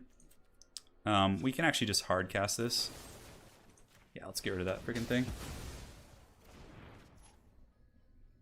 Cool. All right, so we get Big Chungus, but unfortunately we don't have the mana to play him. I think we just goose it here, or do we... I'd like to search, but what is he going to play? I'd like to do this and search for like some good answers. All right, let's get a little bit risky. We just got to kind of hope he hasn't drawn it. All right, so let's take Garrick, and Plumb the Forbidden is fine. We don't need that. Sedgemoor Witch is cute, but not super helpful here. Garrick might just be the way. Let's do this too. All right, that's going to be 6 damage. We'll get Valentin on board. So this is good. Yeah, we get a big goose, and also we have a 4/4 lifelinker on board now. So we can attack with that. I am kind of low, but I don't think he has haste or anything, so yeah. I know, Ultimatum certainly makes it feel like a tense situation, right? Polukranos Unchained. He's unchained. No problem. I think he can fight me if he wants to. Can he do that? Fights another target creature. No, he doesn't have the mana for it. Oh, yeah, that's great. So we could play the big dragon, but I think we just go with, you know, Papa Garrick here. How much mana do we have? Do we have enough? Okay. Garrick is coming for blood. Polukranos shall pay the troll toll. I don't think he has enough to fight. Yeah, he's got an island and a Triumph here. This is tapped. Cool. So let's take that out. Destroy target creature. Boom! Headshot, baby. So we did it. Do we pay the 2? We don't have the mana for it. Oh, we actually do, don't we? Omen of the Sea. My opponent scries, no problem. They run Vorinclex, which is a 6/6 haster. Yeah, sounds about right. Don't worry. We'll have a mighty pest token waiting for him. We'll attack for 4. That'll gain us 4 life. I think we're good. Yeah, and then we have removal. We have our big creature here. Vorin Goose. Yorion comes in. That'll bounce his Omen of the Sea, which isn't going to do too much against us. All right. Come on, Pest. Let's show this net deck that Haggard decks can still do it. Okay, he gets his Omen of the Sea back. Yeah, he's going to throw him on the bottom. Really looking for something, isn't he? Yeah, it's game, because we just remove this creature and swing for lethal. Yeah, baby! The Haggard Golgari's got it! Yeah, buddy! So next up, let's keep it rolling. Do a handful more games, probably another 20 minutes or so, and then I got to go to the grocery store before they close, get some stuff for dinner. We got him! We got him! Climbing up to the big leagues now. Dude, the Pest and the Goose combo is unstoppable. Haggard decks for the win! This is a tempting one to keep, actually. Yeah, we'll keep it. It's fine. We're missing green, but we have 2 really decent openings here. Alright. Let's see what Cyber Dude has got. This is how the Goose reminds me. I feel like every Magic stream we start talking about Nickelback. Every single one, just without missing a beat. Cool. We drew our green, so we're aces now. Looks like we're playing a similar deck. This will be interesting. We're playing the legendary Cyber Dude. The Haggard Honk strikes again. Oh my god, that's so funny. Alright, we take 1 damage. It's fine. I'm definitely going to cultivate since we know they're playing a slower deck, so we can afford to be slow ourselves. Cool. Yep. We're getting that ramp going. Next turn we can play... Yeah, how much are we going to have on board? We'll have 5 mana. We won't have enough for everything we want to do, but... Misha, I know. It's an addiction. I need to seek some help for it. For my Nickelback addiction. Yeah. It's always a good time. Alright, yeah, he's going for the life gain variant, which I found to be a little bit weaker, but maybe he'll beat us. Who knows? Who knows? So... How do we do this? Do we play our little Pest Goon squad? I feel like cultivating again is pretty good. We can have a pretty explosive next turn. So how much mana do we have right now? We have 5, and then this would put us up to 6 on board. And then 7 next turn. So 7, we could do a couple things. But let's just play the pest summoning. I think it's a little safer. Yeah.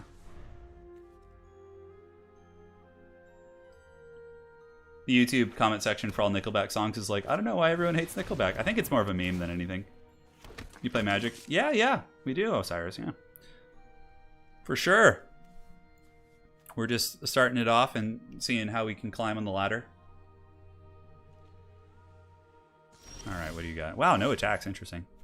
I guess, yeah, there wasn't too many good attacks there for our opponent. So now we just play the Pest Master, which will make our little gremlins that much stronger. Yes, play him. Then we can play Cultivate just to round out the turn, and then Garrett can come after that, and I think we're all set. All right, let's Cultivate. Let's thin out the deck, get some lands on the board. Yep, looks fine. Do we attack? Not really any point. Nope, I'm fine. I play EDH, yeah. EDH is my favorite. I don't really have any decks, and like I could make a standard deck. Well, not in paper. In paper, I could make like a modern deck. I could probably do modern pretty well. I have a really fun red-black deck I like to use in modern that has the Demigod of Revenge. It's one of my favorites. All right, we're taking some poke here. Get a little bit of poke and stroke. Garrick might just karate chop Dina just to get the life loss out of here.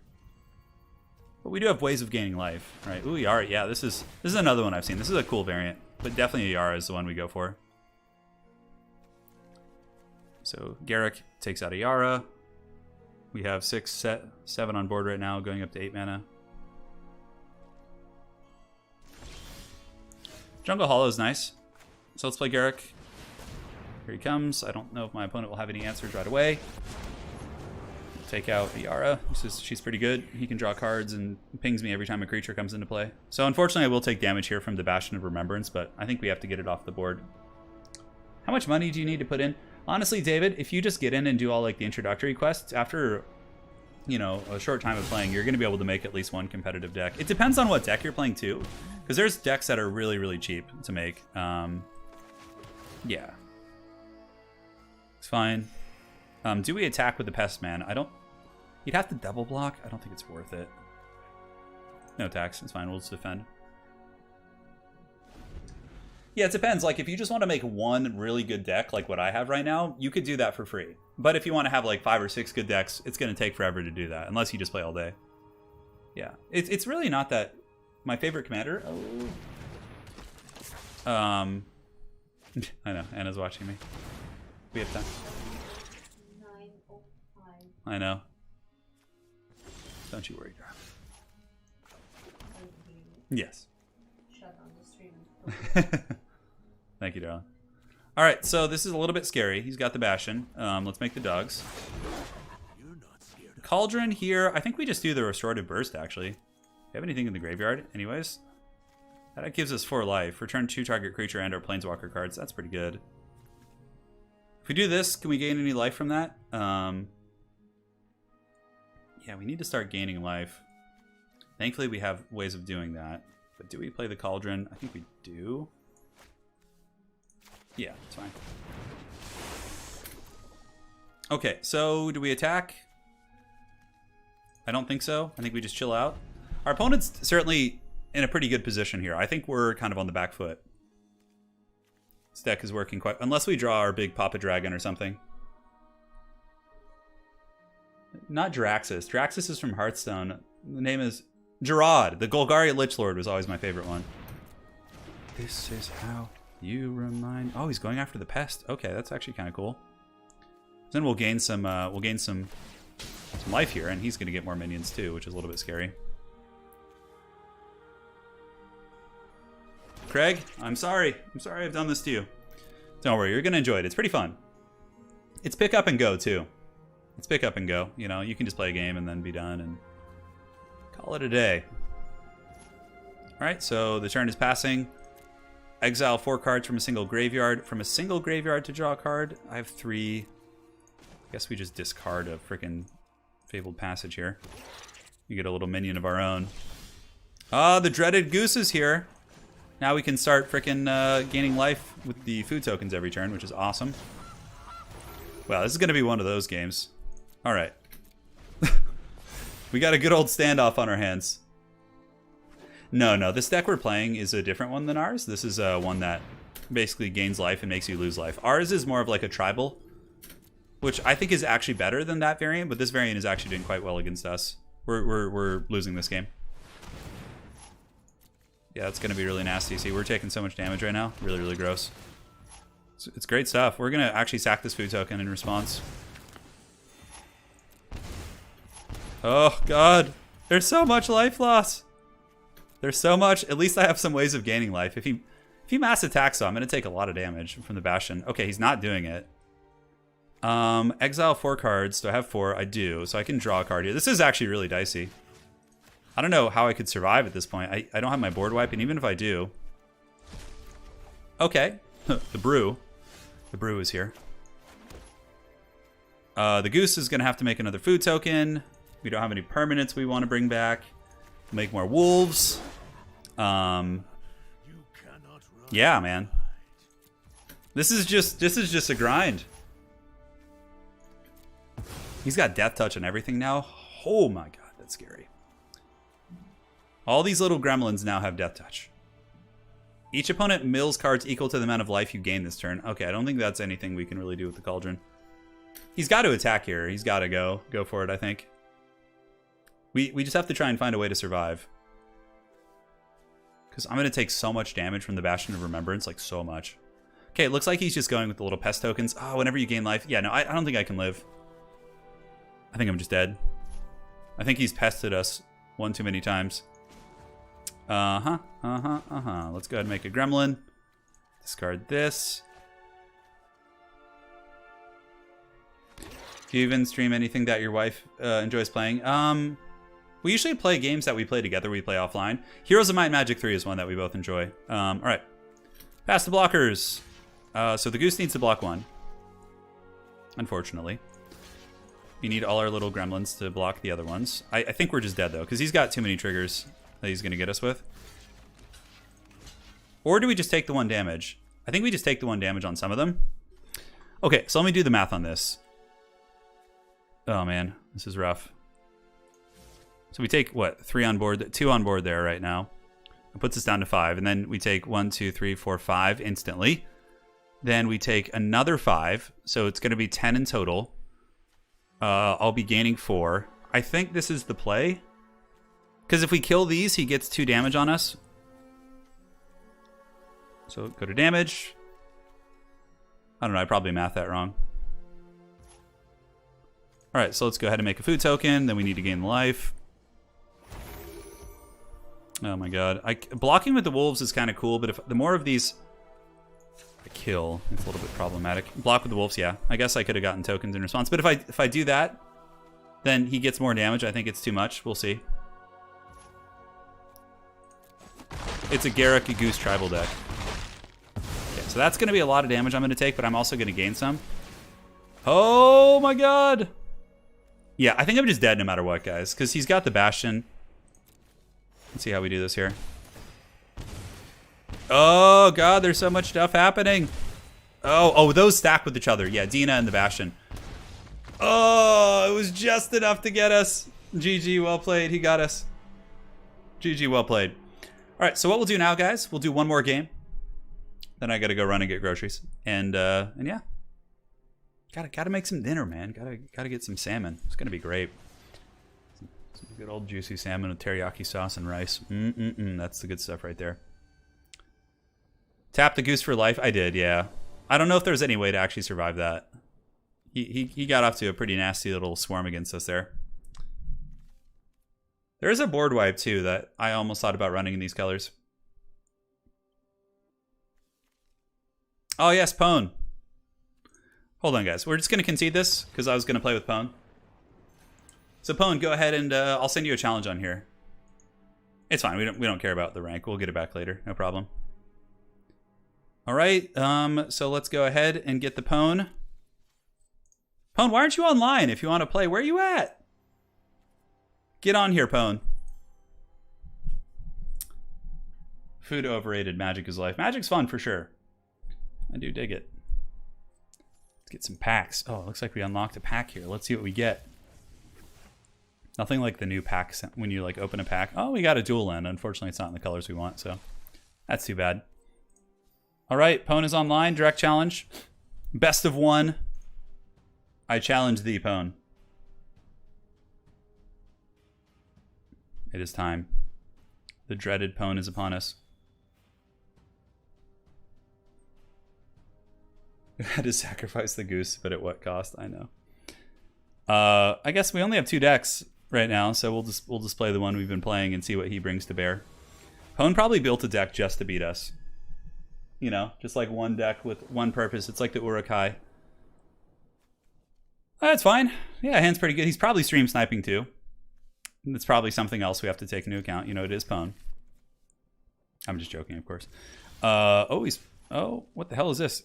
Karuga, the macro sage. It looks like he's playing a giant walrus deck. That's some shit. All right. There we go. Karuga, I don't even know what this deck does. Some wild shit. Goose is coming. Pwn's thinking about counterspelling the goose, maybe. Looks like he was thinking about it there for a hot second. Oh no, he stomped my goose! The goose has been stomped! So what does this thing do? Okay. Enters the battlefield, draw a card for each permanent you control with mana 3 or greater. Oh, that's pretty cool. That's actually quite good. So let's play you. Like this. And then we can go ahead.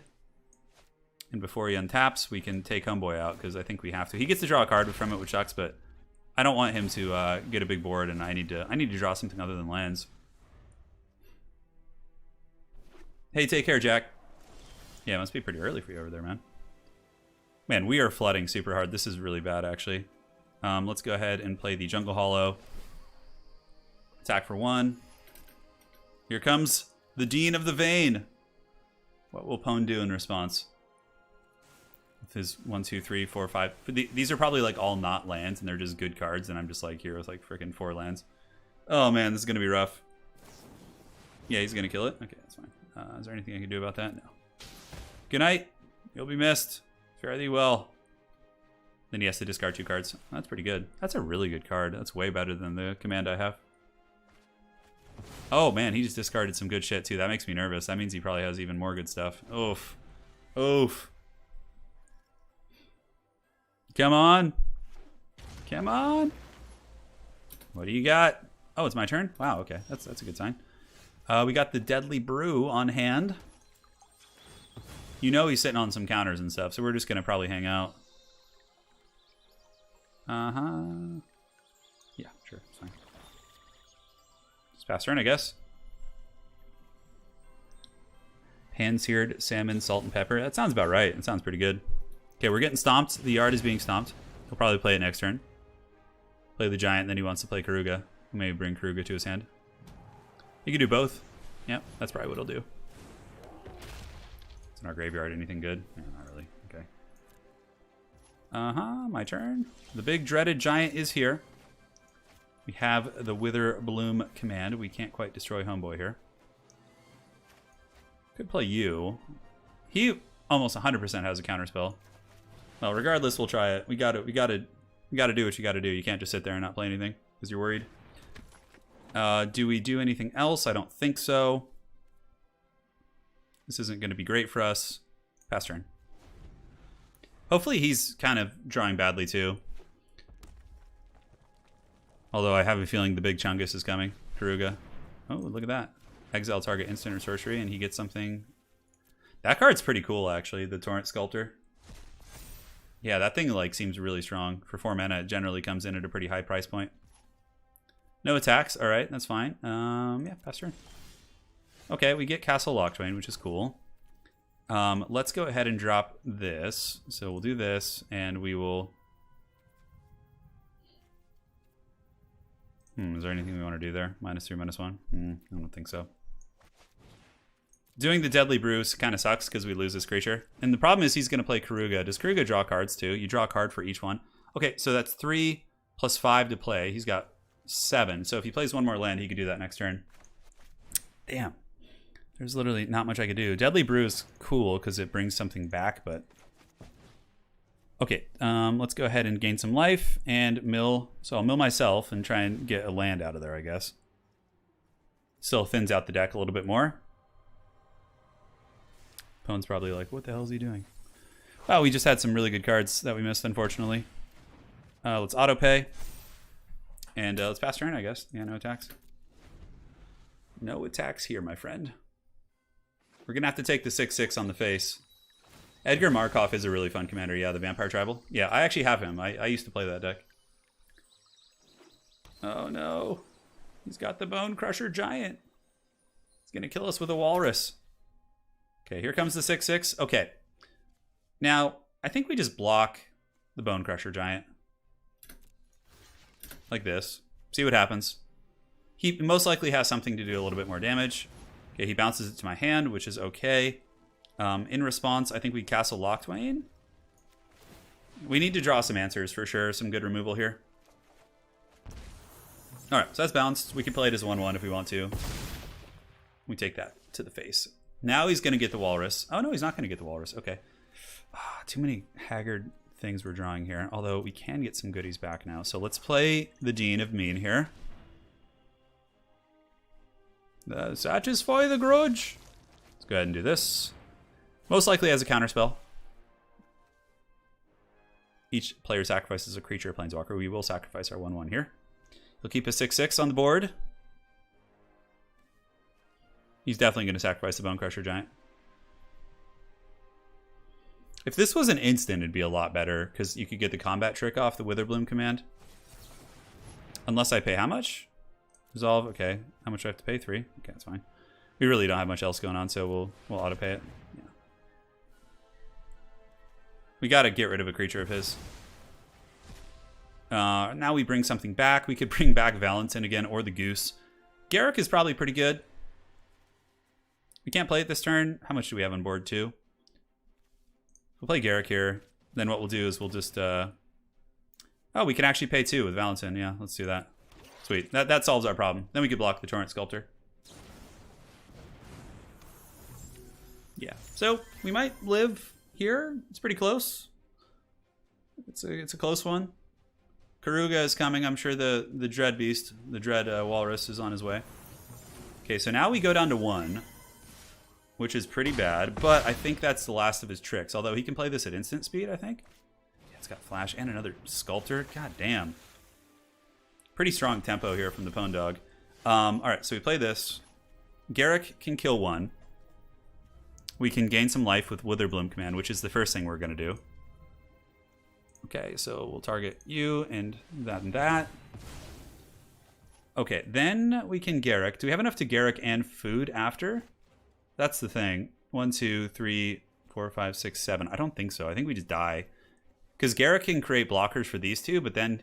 Oh, he doesn't have enough mana to flash that in. Okay, so he might live actually 1 more turn. Believe it or not. See, if he could flash in that, it would have been lethal. But, you know, he probably just plays Karuga here and just goes crazy. It's a good game. We've been having a good match. No. No! No, all the good dragon! Get out of here with that! Because we might have been able to stabilize with that. Maybe, but not with the dragon. Pwn got us in the end with his dreaded dragon. That's pretty strong. Those Torrent Sculptors are really, really good. They have some strong synergies there. Yeah, GG to Pwn. I would play more, but I actually got to go before the grocery store closes. Yeah, I could use an Extinction Event. Something else we're thinking about maybe adding is... I mean, do I even have Extinction Event? Let's see. I think I do. Hold on. Oh, we actually have 2 of them, honestly. We could probably just throw those in there. I think I could have made another Mastery. Hold on. Mastery, we have 2 of those. And then maybe... Yeah, because I find we need something in those situations. A lot of the decks we played against today, I think, could be very good against. I do like the Garruk in here. I feel like it's pretty good. Maybe 1 Cultivate. And how many lands are we running right now? So 5, 9, 14, 15, 21, 24. We could probably go down a land 2 and just get like 2 Extinction Events. I think that's actually a good suggestion. How many lands do we have? Let's see. Is there a way to like look at the deck? How many lands are we running right now? Non-creatures. Say lands? 23, okay. Yeah. GG. Yeah, that deck he was using is really good. Pretty sweet deck. I mean, I feel like the Cauldron's a little bit like, do we need more of those or extra ones? The Witherbloom command we cut down already. Plumb the Forbidden's pretty good. We could cut one Goose too, but I feel like having the Gooses is pretty strong. We have the Mortality Sphere. We have belladros. Yeah, maybe one Cauldron is fine. The Cauldron's like not something you want to draw multiples of. Yeah, all right, I gotta run. GG to Professor Pone, man. That was a great game. Your dreaded dragon showed me who was boss. And we'll be back maybe tomorrow with the stream. I'm not sure. We might do like Warhammer King of the Hill. Pretty much just, you know, passing time until we get to the Great World Championships, which should be very, very fun indeed. All right, guys, thanks for watching. Hopefully you enjoyed. And yeah, we climbed pretty high. I think next time we stream, we should be able to get up into the good ranks and go from there. Cheers, my friends. Stay safe. Avoid Nurgle's Plague. Appreciate you all. Have an excellent night.